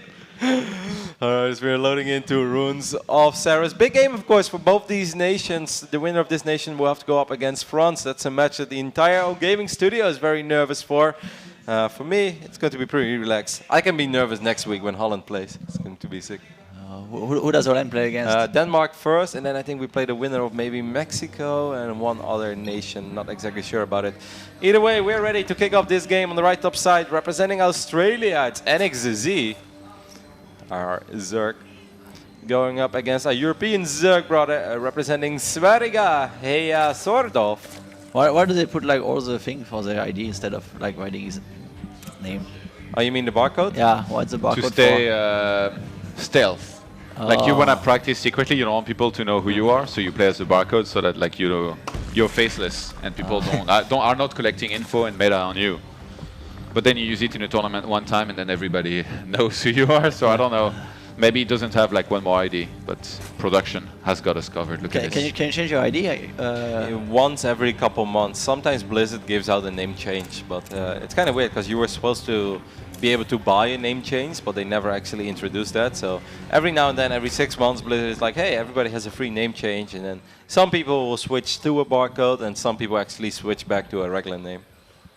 Think about it. Imagine you played as a barcode on a poker website. Yeah, nobody can get info on you. Yeah, there used to be a lot of drama actually because people like buying a account, and obviously it's like very bad in poker because it's kind of cheating. Because like they say I play against 40 a lot, and then like I know how you play, but then I come with a new idea and you don't know it's me. It's like really bad. Yeah, no, it's kind of the same. Obviously, ladder is not that important, but we do see a couple of Zerglings. Pretty aggressive opening. We can talk about the game and talk about barcodes later. It's going to be a very aggressive opening over here for NXZ, but good news for Sort of, again, he's kind of doing the same thing, even though he does have a hatchery more than halfway done, but he's only 2 drones more. He's getting his own bailing nest. He should be all right over here, right, Todd? Yeah, if he manages properly here, what's going to hit him. And I mean, out of Sort of, it's funny because like even going into the game, this is exactly the kind of game you'd expect from both of these guys. And Spinecrawler starting in the mid. Yeah, I think that's very smart because of course there is no Zergling speed on the way for our Swedish Zerg player. So he's going to have to be careful. He's going to have to choose wisely as well. When does he want to go to the low ground? Does he want to keep this hatchery alive? There's no hatchery going up yet on the other side of the map. So even if he ends up losing this hatch, that's not necessarily game over. But he won't. Yeah. I don't think he should lose it either. He's going to have banelings very quickly. Not too much later. NXZ, I think additional queens would be extremely useful. I don't think he can commit to this. Both players going to have baneling. Like in defense, it's just ideal. Like killing this hatchery would take forever. And by this time, there's going to be a spine there in position. 2 Banes are going to try to wiggle up that ramp. It's very risky because he has no idea what's waiting for him on the top side of the ramp. NXZ does want to commit to this though, Todd. He wants to kill the hatchery. If he doesn't kill it, he's going to be quite far behind economically. 1 Baneling gets picked off immediately. Good micro. You're going to run past everything. Yeah, but I think it's alright. There's a Baneling there as well. I don't think that NXZ is going to kill a whole lot here. These links are super trapped. Wow, good hold so far, man. Excellent hold by Sort of. Yeah, easy here. Really, it looked a little bit scary at first when the links ran past, but realistically against Queen and Banelings, you can't really do much. Nope, Sort of handled that so well, stayed calm, stayed very composed, morphed his own Banes and defended it without even having Link speed. Wouldn't be surprised to see him drop a Roach Warren before he even gets Link speed, maybe he just doesn't want to get it. This hatchery is going to be a little later, which means that Sort of has access to a lot more larva. He's going to get a nice economic lead for himself and is also actually up in army supply, so he can apply some counter pressure and force out a few more links from NXZ. Elky, how are you enjoying this match? You're very silent. It's fun to watch, it's fun to watch, yeah. Has nothing to do with the small headache he has. Yeah, nothing to do. Oh, 1 more Baneling would be extremely good there for It's like super hard to micro Zerglings against Banelings. Yeah, especially when it's well, like early game when there is not too much chaos. Like in this situation, it's not that hard. Both players just trading, but when speed kicks in and the other player is like actively trying to pick off your links, that's when it gets very tricky. But when it's just slow Zerglings, I think it's doable. Trying to get a scout without speed is going to be tricky as this gets shut down. It's 35 drones for Sort of, 29 for NXZ, so Sort of definitely with a nice lead here in this game. And Lair started about the same time. Evo already for Sort of though, for some upgrades. Maybe some Baneling drops later, guys. I want to see a speed Bane drop. Actually, I don't know about speed, but 2 Banes drop in the main. If there is nothing to spot it, could be so good on this map. Yeah, I meant Overlord speed, not rolling Bane speed. Okay. I don't know why I said speed. You scared me for a sec. Yeah. Or even without speed, if you have the Overlord in place, you just morph it. It's relatively fast, but they're not super fast though. A Nurture style elevator. Yeah, that was so smooth yesterday how he did it. It just all looked like get in and then get out. Yeah, it looked like it was going automatic. It was very nice. Roach Warren going down and third hatchery going down for Sort of as well. A Spinecrawler goes up for NXZ, which gives me the idea that he wants to go for good old Mutalisk because he's also mining off 4 extractors. Maybe I'm wrong, but no, there we do see that Spire go down. That makes sense. I think this is the problem with these positions though is that if Sort of gets some anti-air or if he picks up on this, he can make a bunch of roaches and the rush distance from the natural to Sort of to the natural of NXZ is really not that far. So the moment speed is ready, I think it's going to be very tricky for NXZ to go up to 3 bases. Maybe a hidden base in the left top side of the map or something is not too far-fetched. Or you can just make a Nidus. And kill him.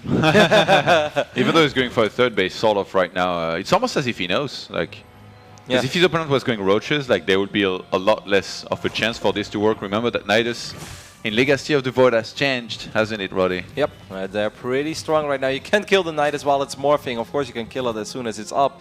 But Queens won't let you. Exactly, the Queens are always the first thing that pop out. You knew that? Yeah, I know that actually. I got cheesed by Coca in the OGSL. By Coca? By Coca. Ah, Coca. He played Zerg against you? Yeah, when you forced him to play random and he went for like a Nidus and like Roach. And okay, the Overlord does spot it immediately, but I think that NXZ knows as well. He doesn't have any DPS to deal with this. He only has 19 supply. He's making a lot of links and a couple of Mutalisks, but as soon as the Queens pop out, as soon as the Roaches are going to pop out, I think this is going to be a very, very difficult hold for the Australian Zerg. I'd be extremely impressed if he somehow, some way manages to defend this. A drone coming as well, maybe more for Spore Crawler. That would be very smart. Yeah, he's gonna more Spores and Sprite. Ah, sick play. I love this. Yeah, Banings on the ground as well to help against any amount of Zerglings, which right now is anything that Z can get on the ground. And with just the very few mutas that he's got in the air, it's just not going to be enough. No, there's plenty of energy to transfuse Roaches as well if he needs to. A couple of Bangs will get reasonable connections, but this doesn't really kill anything. It does damage, sure, but it just doesn't kill. And just like that, it's going to be GG, sort of. Making the Swedes proud around the world. Yeah, remember sort of. Not even somebody that was supposed to play here. He's replacing Zenster and is proving his worth here already. Why isn't Zenster playing? He was traveling from ISF. He went to Korea, which was a multi-game tournament. Very weird, because they had a StarCraft tournament, but just winning the StarCraft tournament wouldn't give you anything. It depends on how well your fellow country buddies do in FIFA and Street Fighter and stuff, and then overall, like, one nation wins. It's a little bit weird, but he went to that tournament. I think Zenster did quite well, maybe semi-finals or quarterfinals. Who won the whole thing? I have actually no idea. I know that Beastie lost in the quarterfinals. I mean, we can look it up real quick, but it was kind of a weird tournament. Either way, Zenster just came home. He is watching though, so shout out to Anton, and I'm sure that he's proud of sort of so far, his Zerg brother, doing the Swedes. Yeah, sort of play really well. It feels like he was always in control of this game. Just like it's just a good opening by him. I think it's like a relatively safe opening, and also going for the Bay Nest before getting his own Zergling speed. This is how you watch NationWars. Go Australia. Hey, are you thirsty, Elki? And it's like 4. It's like 4 or 5 a.m. If this guy is actually from Australia, then he's a sick degen because he wakes up and he's drinking like 20 cans probably didn't sleep. It's probably easier not to sleep. Yeah, I guess. Watching with his army. Oh, sick army. Not quite the Roddy army, but it's a pretty cool one as well. Android coding, Kofi, and NationWars 3. Where's the baguette? Where's the baguette? Cyril won. Cyril made it to the finals and he won the tournament in ISF. Beat Yeshi. So many people have projectors. I'm so jelly. Hey, this is Incontrol's really into that. It kind of looked like Warhammer. Cooperating with NationWars, attention multitask split between 2 monitors. A little co-op. These co-op missions are super fun, actually. Have you played them? I need to play them. No, I haven't played them. I kind of don't want to play with Jenny because. No chance she's watching, right? No, no chance she's watching. But the problem is there's like a rebroadcast, so she might. Would you have said it? If of course, even more so. Do you play them, OT? Yeah, I actually played with Tracy a little bit. My girl, it was alright. It's not bad. It's pretty enjoyable. I enjoyed more than Arkham mode. Yeah? Arkham mode, the Jimmies get rustled a little bit. Of course, only 1 player is left for Australia, so that means that Igus, the star player from Aussie, will come out. He is going to play on Dusk Towers against Sort of. So it's going to be a TVZ. This should be a really good match. I'm very curious because a lot of TVZ, people, nice. Yeah, a lot of people think that Igus is extremely good, and I think he's good as well because he's been posting great results in WCS. But Sort of is one of those, I would almost call him a sleeping giant in the European scene. Like, he has potential, and if he brings it all out, I think Sort of... We've said that for a long time, though. Yeah, no, it's been up and down. I mean, he was... you remember NESL Season 4? He was one of the only 2 Europeans that made it to the top 8. Actually, there was a DreamHack he made top 4, Stockholm, when NationWars lost in finals to Linux, which was pretty sick. Yeah, that was a great finals. Are you familiar with Aegis, Elki? No, I'm not. Never. He's a guy who flicked somebody off once before. Yeah, or was it before or after playing it? Well, he flicked somebody else on the broadcast anyway. Oh, pretty sick, yeah. Anyway, starting on the top left-hand side of the map here, playing as the Blue Zerg, it is of course Sort of. Jak Elsker, I swear to God. Right, Todd? Chena. And his opponents, starting on bottom right-hand side. Yes, Coca, I'm trying to hurry. Playing for Australia, it is Aegis. He couldn't wait anymore. Terran, finally Terran. There's not many Terrans, huh? No, mostly Zergs in NationWars Season 3 so far. Zerg is a pretty good race. It's like starting with aces against jacks. That's pretty hard, yeah. Well, that's how we all feel right now, playing against Zerg. Nah. It's definitely not that bad. Commensate the first going down the left bottom side for I guess. Sort of is going hedge first as well, but he's going for a drone scout, wants to make sure that he's not getting surprised. If Sort of wins this, man, he's putting Sweden in an absolutely phenomenal position. And I think he's quite pleased with this map as well. I think this is a very fair map. I think Dust Towers and Orbital Shipyards are considered to be the two most quote-unquote normal and fair maps in the current map pool. Well, what do you think about TVZ from your experience, LG? It's hard to they have this Zergling speed and Roach Ravager timing. It's kind of hard to hold it off. It feels like it's it's. That's the only thing you struggle against when you play Zerg, or Ultra Risk are tough too when they. Like if you don't do enough damage when the Ultralis comes, it's just really hard. Hey, I think that drone wants to go back. Actually, it feels like they have a lot of stuff. Also, they can also go with Mutalisk, Baneling. It seems like they have a lot of options. How do you like actually the income and mineral change? It feels closer to Brood War now than it's better. Before, I think it's really good.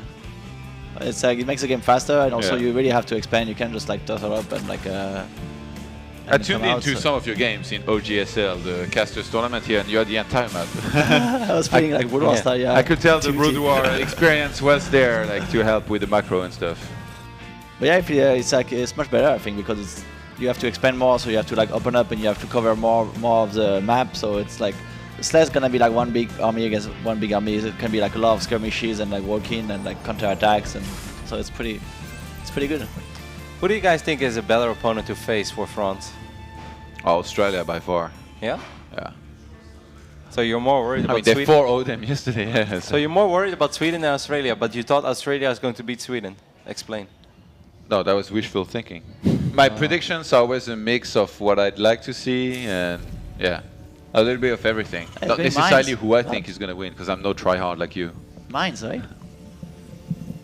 Yeah, is it maybe just a safety mine, maybe just one? Yeah, we've seen Widowmine drop against Zerg occasionally because it's so unexpected that a lot of the time you're not going to have a Spore, and you certainly are not going to have an Overseer on time. So it can do quite a bit. Yeah, the thing is though, I feel it's so much less effective than it is against probes, because probes take extra damage, and drones, even if the Widowmine drop is really sick, then I feel like you get 3, 4, 5 drones max. So I don't think it's totally worth it. It seems more like a safety mine that's going to help out against an early Roach Pressure or a Roach Ravager and random stuff like that. And no Medivac actually. What does he get? Maybe a double Liberator? No, that would be really sick. Well, he's getting one. Yeah, one Liberator, one Medivac. Yeah, okay. That seems sick. So Widowmine drop to kill a few drones, one Liberator to clear some of these mineral lines. Iagus. It looks like a pretty nice build here so far. I'm not even sure if he's going to drop the mine. I think he might keep it at home. Because it's going to complicate things. That was the Medivac for the Marines? Yeah. Maybe both. A cheeky tank or drop tank, Liberator and tank. That would actually be very sick. But this Medivac is going to pop quite a bit before the tank, so I guess that's not going to happen. Maybe he will pick everything up and try to see if he can do a little bit of economic damage. He's going to pick up all the Marines. It actually seems like a pretty streamlined build over here for Igus. Yeah. Everything's lining up very well. You like it, LK? Yeah, I really like it. It's cool. You're going to use this next time against Coca to beat his Nidus and cheese? Yeah, I'm gonna use it actually. I need to get more Beloaded. I need to get Refinement Beloaded because I can just play freestyle, I just do stuff, but they're not really timing wise, they're not very good. Whenever you just freestyle, you have the most entertaining games though. It's just like the Wild Wild West, and every game is super unique. That's kind of fun. We'll see how much damage Igus is able to do over here. As that Liberator is going to try to get into position. Good position there on the Spore Crawler is going to make it hard. And he can always reposition that very quickly. Nope, nope, nope. That's not where you want to use your Liberation Zone. Okay, well. Here we go. Oh, Ravager shots getting a couple of decent hits immediately, but the Liberator will still be able to get It's gonna die. Yeah. Boom. Well, 2 drones is not good enough. Widowmine. 1 drone. That was bad, actually. He didn't do nearly as much as I thought he would. Spores were ready on time everywhere. This is being pushed back here quite easily. But I mean, he didn't really invest that much either. That was kind of a small. Yeah, but the follow-up is going to be quite late. I think that's the one thing that I'm a little bit worried for Igus, is that it's going to take a while before his production truly kicks in. Maybe that's why he's going for the siege tanks. He realizes that with this opening, he's not going to have a lot of Marines and Marauders early on. So the tanks are supposed to keep him safe against a potential counter attack from Sword of. The fact that you can move tanks with Medivacs just makes them seem so much more viable, in almost any situation, where before they weren't nearly as good. Except against Protoss, it's just sucks. I don't know. I feel like there's a few situations like some 2-base all-ins with like some tanks and medivacs can be good, especially with the new overcharge actually. There was like a 1 week period on ladder where people were really fond of the 1-base all-in against Protoss with like Liberators and Siege tanks, but I think people stopped doing it already. They realized that photon overcharge is too good. Even if you lose a pylon, just wipe in another one, another one, another one. So 1-1 upgrades already done for sort of. They're almost lining up for Aigis. I guess Aigis is going to move out maybe as soon as he has 1-1 upgrades. Combat Shield is starting right now. I do feel like if you make this many tanks, you want to apply some sort of pressure, right? You want to try to see if you can do something about that 4th base with the Zerkals. If you let a player like Sword Of just go completely uncontested up to 4 bases, I think you start playing with fire, especially with those 2-2 upgrades on the way, Infestation Pit going down. I mean, Elke, you've said it before. When Ultras show up, most Terrans have a pretty bad time. Yeah, right? it's really tough. It's very tough. If you like kind of an even ground, or even if you have a little bit advantage and Ultra shows up, it's really hard. For at least it's really hard for me. I don't really know how to do it. Yeah, we saw a sick game yesterday between Nurcho and Marine Lord, where Marine Lord was having like a couple of decent trades, but then the moment it's like 5, 6, 7 Ultras. Ooh. Dodge the bullet right there. Ravagers are actually super fun to use. Have you played around with them a little bit, Todd? No, I played against them and it was enough to feel the pain. It's very fun. Yeah, they're very strong against the Liberators because they can just like kill like 4 shots. So it's I've lost like some game with like Mothership and carriers and stuff against a composition that had a bunch of Ravagers in it. I was like, are you kidding me? Mothership. It's cheap. Yeah. Nobody makes a Mothership, right? Why? The big one? It's very expensive and it takes a long time, but sometimes you see it. If Protoss has like 5 base, you're gonna see it.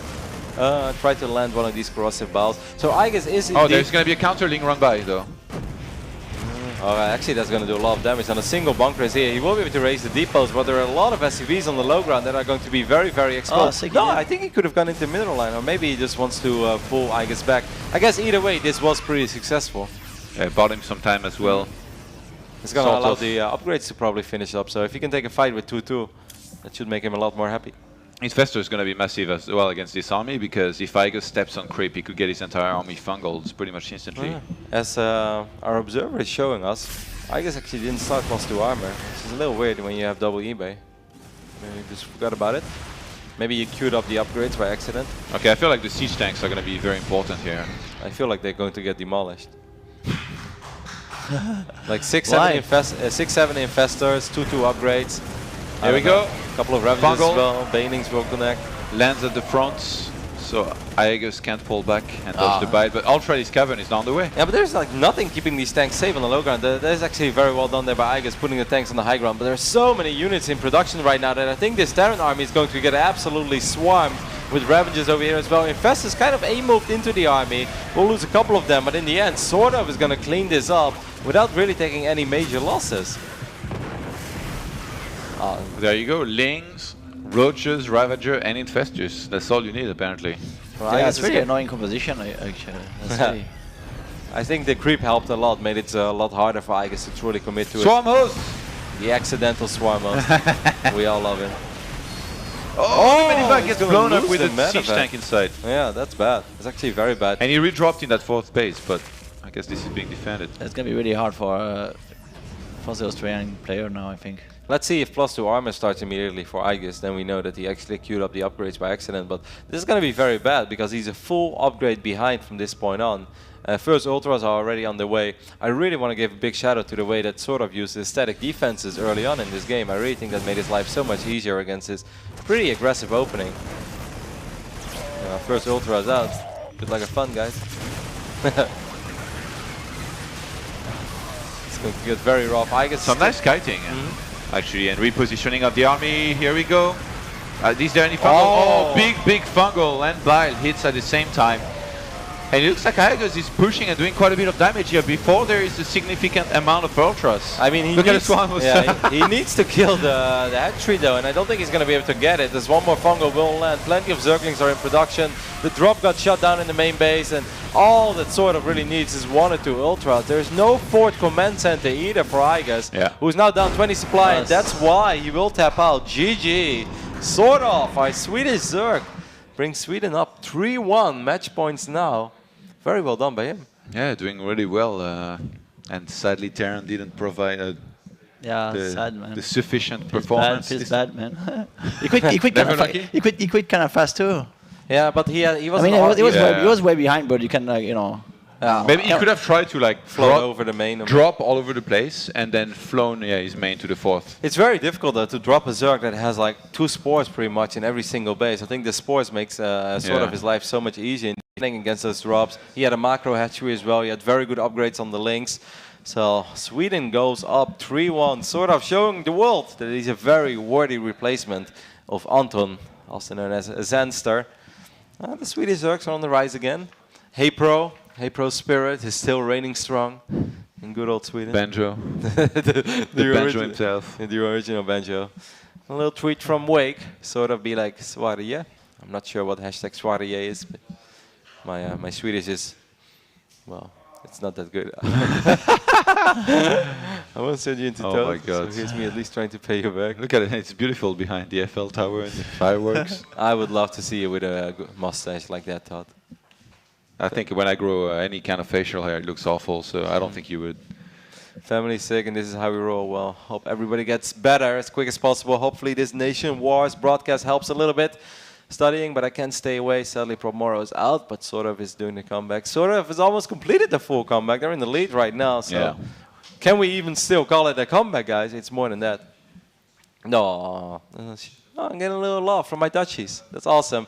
Make sure to tune in next Thursday. That's when you can truly go nuts for our other Dutchies as Harstem, Jona, and Uterma will try to make the Dutch proud, and I am very confident that they will. I think it's a good lineup. I actually have a lot of faith in the Dutch team. Kind of lacks Roddy, but I'm there in spirits. I did ask them, by the way. Like a lot of people were asking me, like, Roddy, why didn't you sign up for NationWars? I asked the boys. Like, I would love to play. I think it would be a huge honor, and B, it would be super fun. But I know that those guys and Red, that they're clearly better than me. So I asked them, it's like, hey, are you all guys all going to sign up? Because if those guys won't sign up, like, then I will apply. But I was afraid that if I would sign up myself, then people would vote me in, you know, because they like me as a caster. But I don't want to make the chances worse of my nation just by trying to boost my own ego. So I like, yeah, I'm going to play. So I was like, okay. Then I'll just be, the unofficial captain of the team. That's very honorable. You should be the coach. Yeah.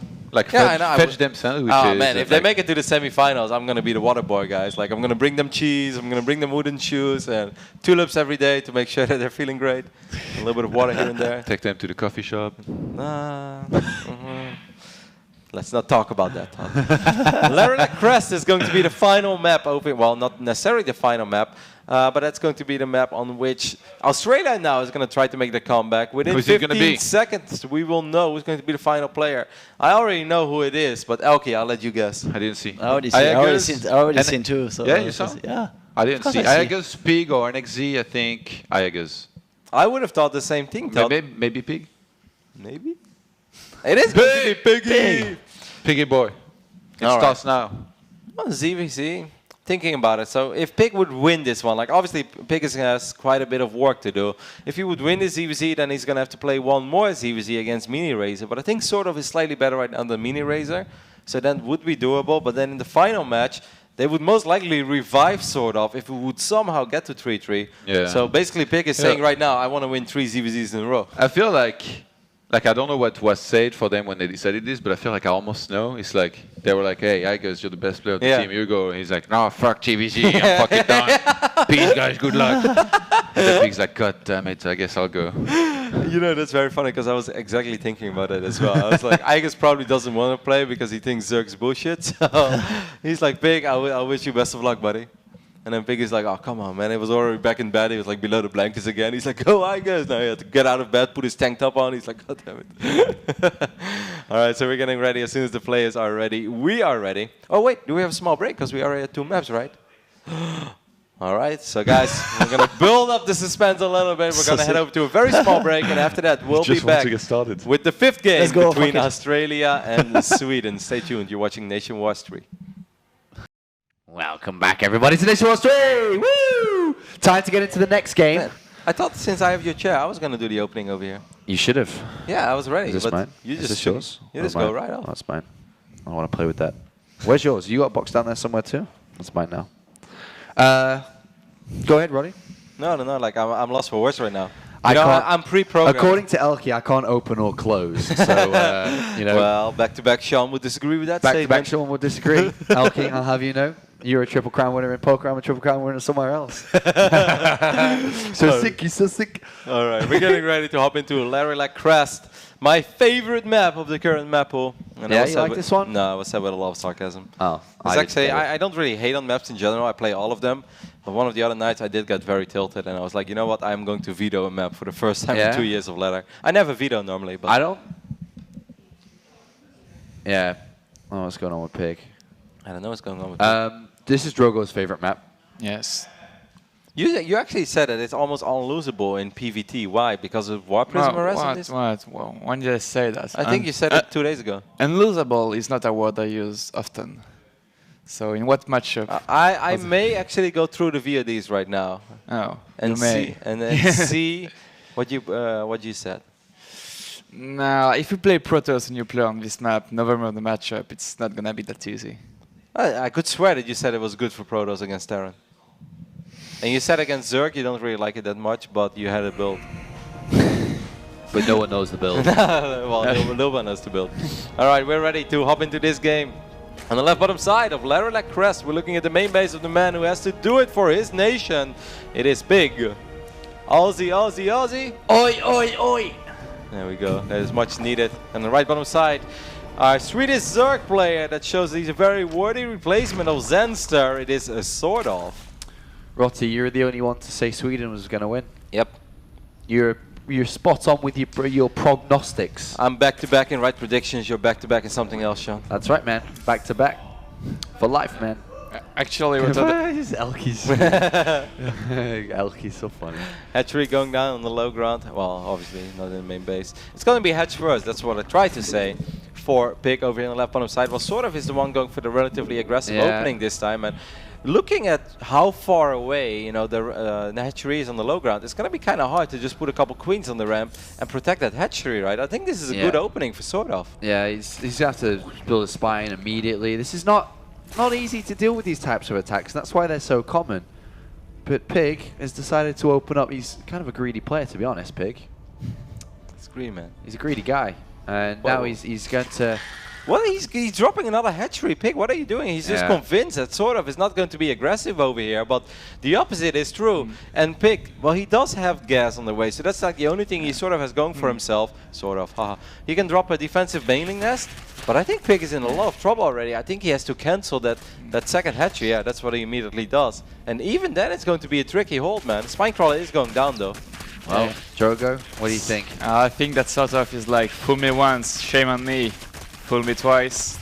But he didn't really get fooled though, he won. Yeah, this is not gonna happen. Pig's trying the same trick twice in a row, but sort of picked up on it with a really aggressive opening. He's gonna kill the hatchery, and from now on it's gonna be really hard for Pig to do anything. Yeah, it's gonna lose that, and as Drogo says, it's a very difficult position to play from, especially because he has his own second base on its way now. He's droning up towards it. He's not over-committing to this at all. Yeah, what is Pig going to do? He doesn't have Zergling speed. He might start it now, but it's going to be so incredibly late. And he can't really expand again until Creep's down there almost, you'd feel. This is... I guess as soon as he has 2 or 3 defensive banelings, then I think he can expand again. But that hatchery is going to be up and running for sort of already. So it's a great start, and this could be the end of Australia in NationWars 3. It's a little bit sad to say that now, thinking about it, but... They fought hard to get where they are. They went through the qualifiers, had a pretty good run there. And I know a lot of the Australian fans are pretty fanatic. I always love seeing the Australians cheer for each other. Yeah. I feel it's like with a lot of genuine passion. All right, well, here we do have the hatchery placed down. They do have a lot of passion, the Aussies. They needed Fenner, man. If only they had Fenner. If only they had Fenner. Wow. Yeah, dancing with fire. Playing with fire, even. It's so hard for Pig right now to figure out what is the right way to do for him. He's or what's the right thing to do for him. He's 5 workers down. He has much later Zergling speed. His hatchery is going to be extremely delayed, which means he has less larvae to work with. And even if he would catch up in the workers, he can't even use them right now. He can't saturate that base yet because it's not done. To make things even worse, he's going to lose 1 more Overlord. And this is just starting to look very, very rough for our fellow caster. Yeah, this is our fellow caster. Yeah, it's not looking good at all for him. And what do you do in this position? Just try to play catch-up, I guess? The last time things had looked this rough for Pig was on a certain Friday morning in Guangzhou. Shenzhen, sorry. Yeah. Things haven't been that rough for Pig ever since. And now we even have... I mean, look, he's still not even finished with the hatchery. He's 15 drones down. Ugh. And that wasn't a pig growl, that was just a difficult spot growl to be in. And Roach One coming down for Sortov, he's just in such a good leader. Rumbai is going to come but not do anything. I mean, Pig knows that he's in a very desperate position right now, and desperate times call for desperate measures, so just drop one more hatchery and see if you can somehow get away with it and try to establish an economic lead in the far future. But sort of is also going up to 3 bases, so that hatch maybe 20-30 seconds later. Yeah. Now this... No, actually those were banelings from sort of. I really have no idea, man. It's just such a rough spot to play from. I hate to be a Debbie Downer, but sometimes there is just no right... Oh my... He lost too many banelings there, I think. Like 2 or 3 bangs going down as well. This would be a massive pickup, but I don't think he's going to be able to get it. But I feel right now you should almost just... sacrificing the links makes no sense, because he wouldn't be able to get it. Yeah, this... I don't know what to do, mate. Not sure what to do. Squeeze in a couple of banelings that can connect with a drone line. If he blows up 10 drones, then we've got a game on our hands again. But it's going to be tricky. He needs that type of move, though, and it's so difficult to pull it off. Sortov's not going to allow anything so simple to happen. What would you bet on, Drogo? Kill the 3rd base or try to kill drones? Because you need to do something. Like force Zergling in the 3rd base to distract him and run by with 2 banelings in the mineral line, maybe. Also, Sortov's got lings on his opponent's 3rd too. He's actually doing what Pig is trying to do, but not that many. We'll see if Pig is going to be able to make some magic happen over here. That hatchery is starting to run a little low, but with 2 queens over here and still plenty of Zerglings, sort of is going to be able to keep that hatch alive as well. And Sweetie Zerg, man, he's played great. Like all of these games, other than the one against Igus, I guess, have been relatively one-sided, just very decisive victories. There is a chance where we see Sortov over drone, perhaps. Yeah, he doesn't have to drone anymore, that's for sure. No, that's the problem. He doesn't have to at all. But even if, like, I feel with the amount of hatcheries that he has, by the time that he sees his attack coming from Pig, he can just squeeze out. He's still making drones, like he doesn't. Yeah. He should stop right now. Alright, well, a couple of Ravages have been morphed here for Pig. He's got to still find a way back in. Moves like this can get him slowly back in. A Queen Snipe's big, the drones is big. That's very nice, actually. This is an awesome play here by Pig. He's creating a lot with very little, and that's very impressive. Like, it's easy to be impressive when you're miles ahead in a game. You can just start dropping everywhere. You can just go for run-bys. But Pig right now is just running around with the absolute bare minimum of units that he can afford. And he's actually getting some value out of them. He's only 7 workers down now. He's only down a little bit in army supply. Very impressive last 2-3 minutes by Pig. Yep. And still more value to be extracted from the links. He's got 4 up north. Do you understand why sort of took his 3rd base over here at 3 o'clock? It feels like it's a lot harder to defend. You need so much map vision on the left top side of the map, in the middle of the map all the time to be able to protect your drones. While if you would have just dropped it here, you knock down the rocks and you're safe. What do you think, Drogo? I don't know. Like, he's expanding away from his opponent, so in general defense is going to be easier like this, I feel like. Nah. Look at all the open space that is on the top side of the map. I think it's a lot harder. Like, it's easier to maybe keep the hatchery alive because you're going to have more time, but it's a lot harder to protect your drones and stuff. I have no clue, dude. Like, sort of, he's a mechanical monster, he's a beast, and if he takes his 3rd here in this situation, I trust in him. Well, I mean, this attack is starting to look pretty damn good because sort of is suddenly up again 30-40 army supply. He's got double the amount of roaches. It's been a very one-sided game here just because of the opening. And, 8 minutes later, it's still looking like that. As much as Pig's tried to crawl his way back into it, looks like Sortov is going to be able to take out Australia and find himself up against France in the next match. Yeah, Sweetie Zerg was just too far ahead after a great start where he forced to cancel one of the hatch. He picked up the other hatch. Zergling speed was late. And GG! And fortunately, Australia is eliminated from NationWars 3. I thought about doing that, but like sometimes I feel really bad about doing something to a nation's flag. I feel it's like kind of the holy thing that you shouldn't do. Would you consider this acceptable then? Yeah, I think that like knocking a flag over goes a little far. I mean, what's next? We're gonna get a lighter and burn it? Like, get your lighter out, Ronnie. No. Alright, so 4-1 victory for Sweden. It's all sort of another all-kill in NationWars Season 3. Impressive performance by him, man. Yeah, he looked great today. Really good, and hopefully, he can continue to perform in the next match, which is the important one. Hopefully. I don't want it to be one-sided. I want it to be close. No. That's an awesome picture. I don't know who that is on top of a moose, but I like it. Yeah. Geese. Nothing fancy, just pure comfort setup for #NationWars3. Albatross. Well, hello there, Albatross. Hello. #Lazy Sunday. Tasty Coca-Cola beverage plus chocolate. It's a good Sunday. That sounds like an amazing Sunday. That I sounds already like a had good Sunday. one of those two things.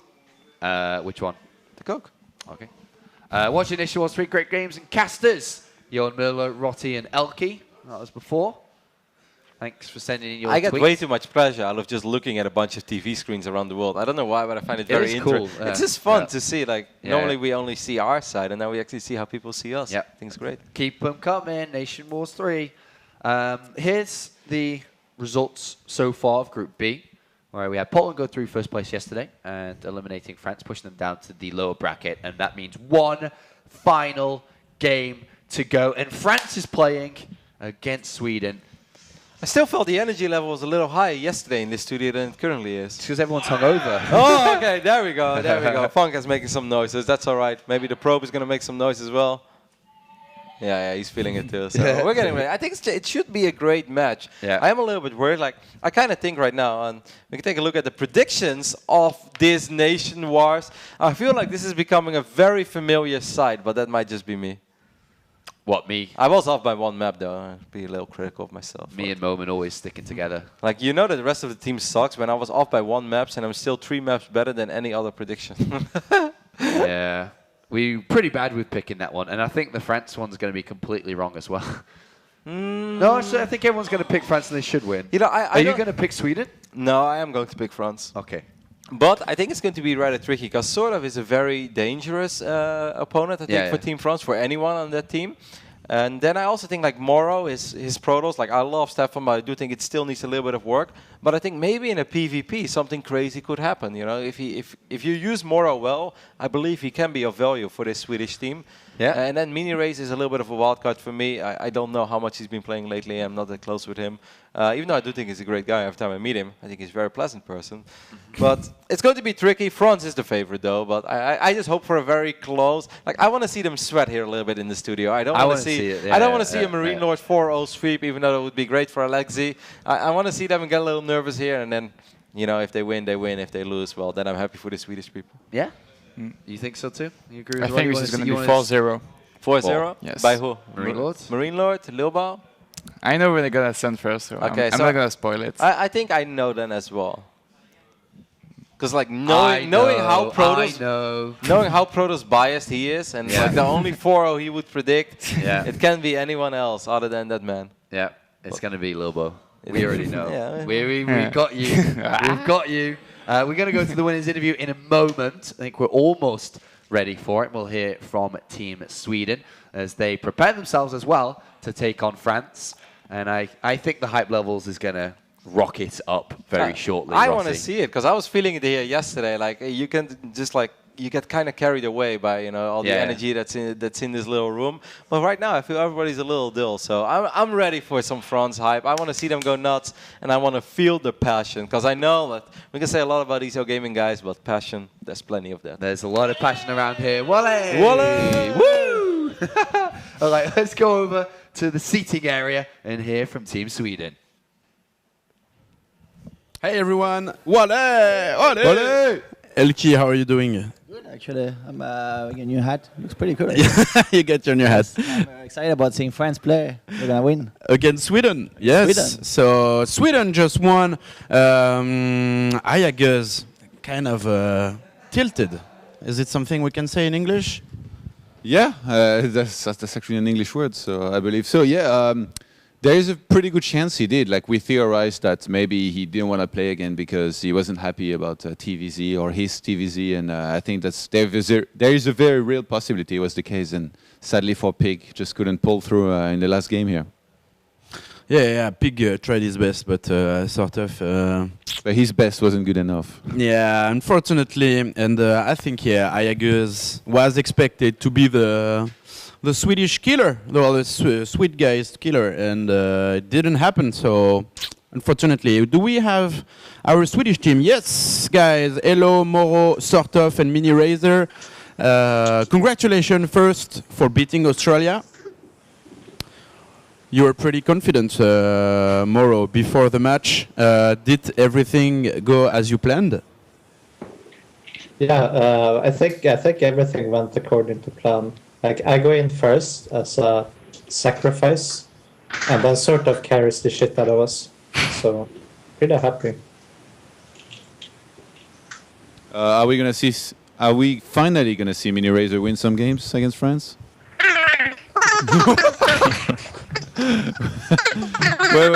Wait, Mini Razor. There is a problem with your mic or the connection, mate. You're going full pig on us right now. Sort of. So you basically rocked this match. Are you feeling confident facing Lilbo, Stefano, and Marine Lord? Is it looks like you're the ace player of the Swedish selection? Is it the upcoming match against France? Is it something you go with confidence? Yeah, I'm pretty confident versus Lilbo and Marine Lord, but if I play my best, that is, then I think I can beat them on a good day. But it's obviously going to be really hard, so it's going to come down to what maps I get and so on. You didn't mention Stefano. Are you not confident against him? Well, I haven't played versus him in like 6 months, so I don't know. How would you rate yourself, actually, like in the European scene right now? Like you're a replacement for Zenster, and you turned out to be quite a good replacement here. You put in some real work against Team Australia. So, how good do you think you're playing right now? I think I'm playing quite good. Like I've been practicing really hard in Legacy, harder than I have in a long time, and I feel like I'm enjoying it a lot as well. So that's why I'm playing a lot better now, I think. And like I didn't do so well at DreamHack, but I felt I underperformed a bit. So we'll just have to wait and see how I do in tournaments to see where I'm actually at. But in practice, I feel that I'm quite good right now. Mini Razor, is your microphone working? No, it's not. Obviously, yes. I was hoping to get some words from Mini Razor, but yeah.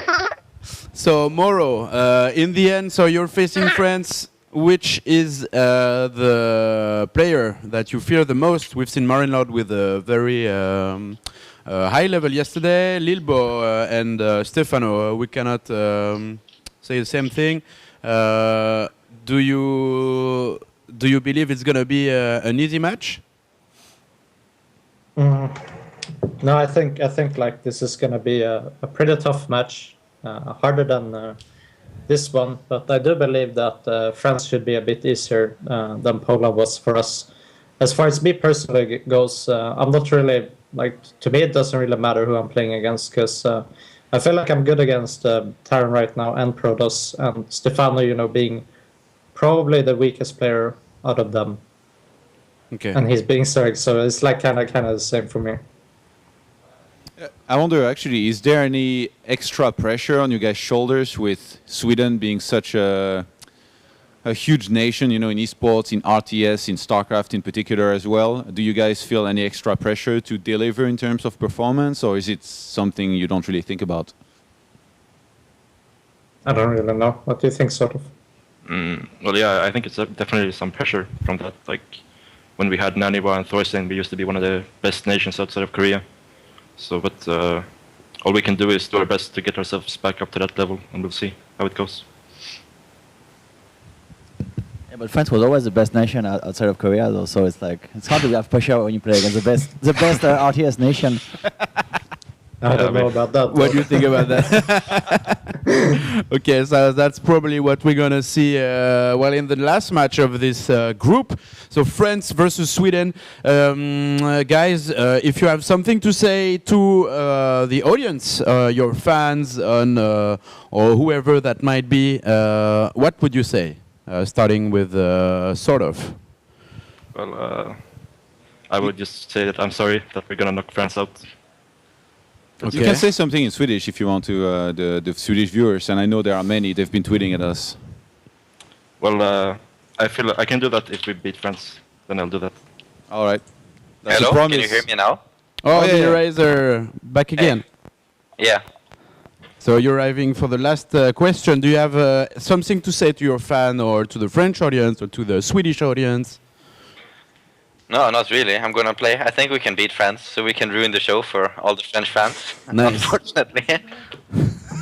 Elki is very disappointed. Yeah. It's not cool to win the show, but good luck anyways. No, the whole point is to win. Luck, so. Huh? The whole point is to win, obviously. So good luck and have fun, and we'll see you right after the break. Thank you very much. Thank you. Thanks. And I believe our French casters have quite a bit of translating to do, so back to you guys. We're English, though, so we don't need to do any translating. Welcome back, everybody. Hope you've been enjoying Nation Wars 3 so far today as we prepare ourselves for the big match. France takes on Sweden, and we'll see one of these through to the top 8. We'll be going to that very briefly. When we go to this break, which we're going to in a minute, we also reveal the Korean team. Ooh. When we come back, we're going to be looking at who's playing for South Korea next weekend. So looking forward to that. Some big names, Roddy. Very big names. I'm very excited for it. I like the team a lot. Of course, you know, whenever you're a fan, there's always people who's like, I really wish this player would have made it, or this player, or this player. But I think this is a team you can get very excited over, and I do mean that because I think they're awesome. Yeah, it's going to be good. Every single one. They are the, of course, tournament favourites to see if anyone can challenge them. I think we've got a good couple of nations that can do, including your boy, if he gets through this next series. Lilbo, you really cheering for him? You've been helping him a lot preparing for this match? A little bit. He's doing most of the work. Like, just you guiding him with builds. Do you look at the French team a little different now that you're not on it? If you would have been on it, do you feel like you would have been more emotionally involved in the success of the team? Well, yes. Yes? Yeah. But you still care? Yeah, I still care very much. Especially for, you know, like the overall spirit of this tournament, right? Like you want to go Olympia, you want to see the French people go crazy over the French players. Yeah. Yeah, and that would be freaking awesome. I mean, exactly. It's sometimes it's about passion for the overall game rather than just for your own career, right? Yeah, definitely. And, well, we'll see So if France can convincing. go through. I mean, he's really good at selling the story. I'm trying to make him like come across here as a very genuine, passionate person, and he looks at me like, no, you're right. Yeah, I do like France. Yeah, you're right. Yeah. For my part, they win. I hope they do well. All right, guys. Well, we're going to take a break, and when we come back, Sweden versus France, and also the reveal of the Korean team.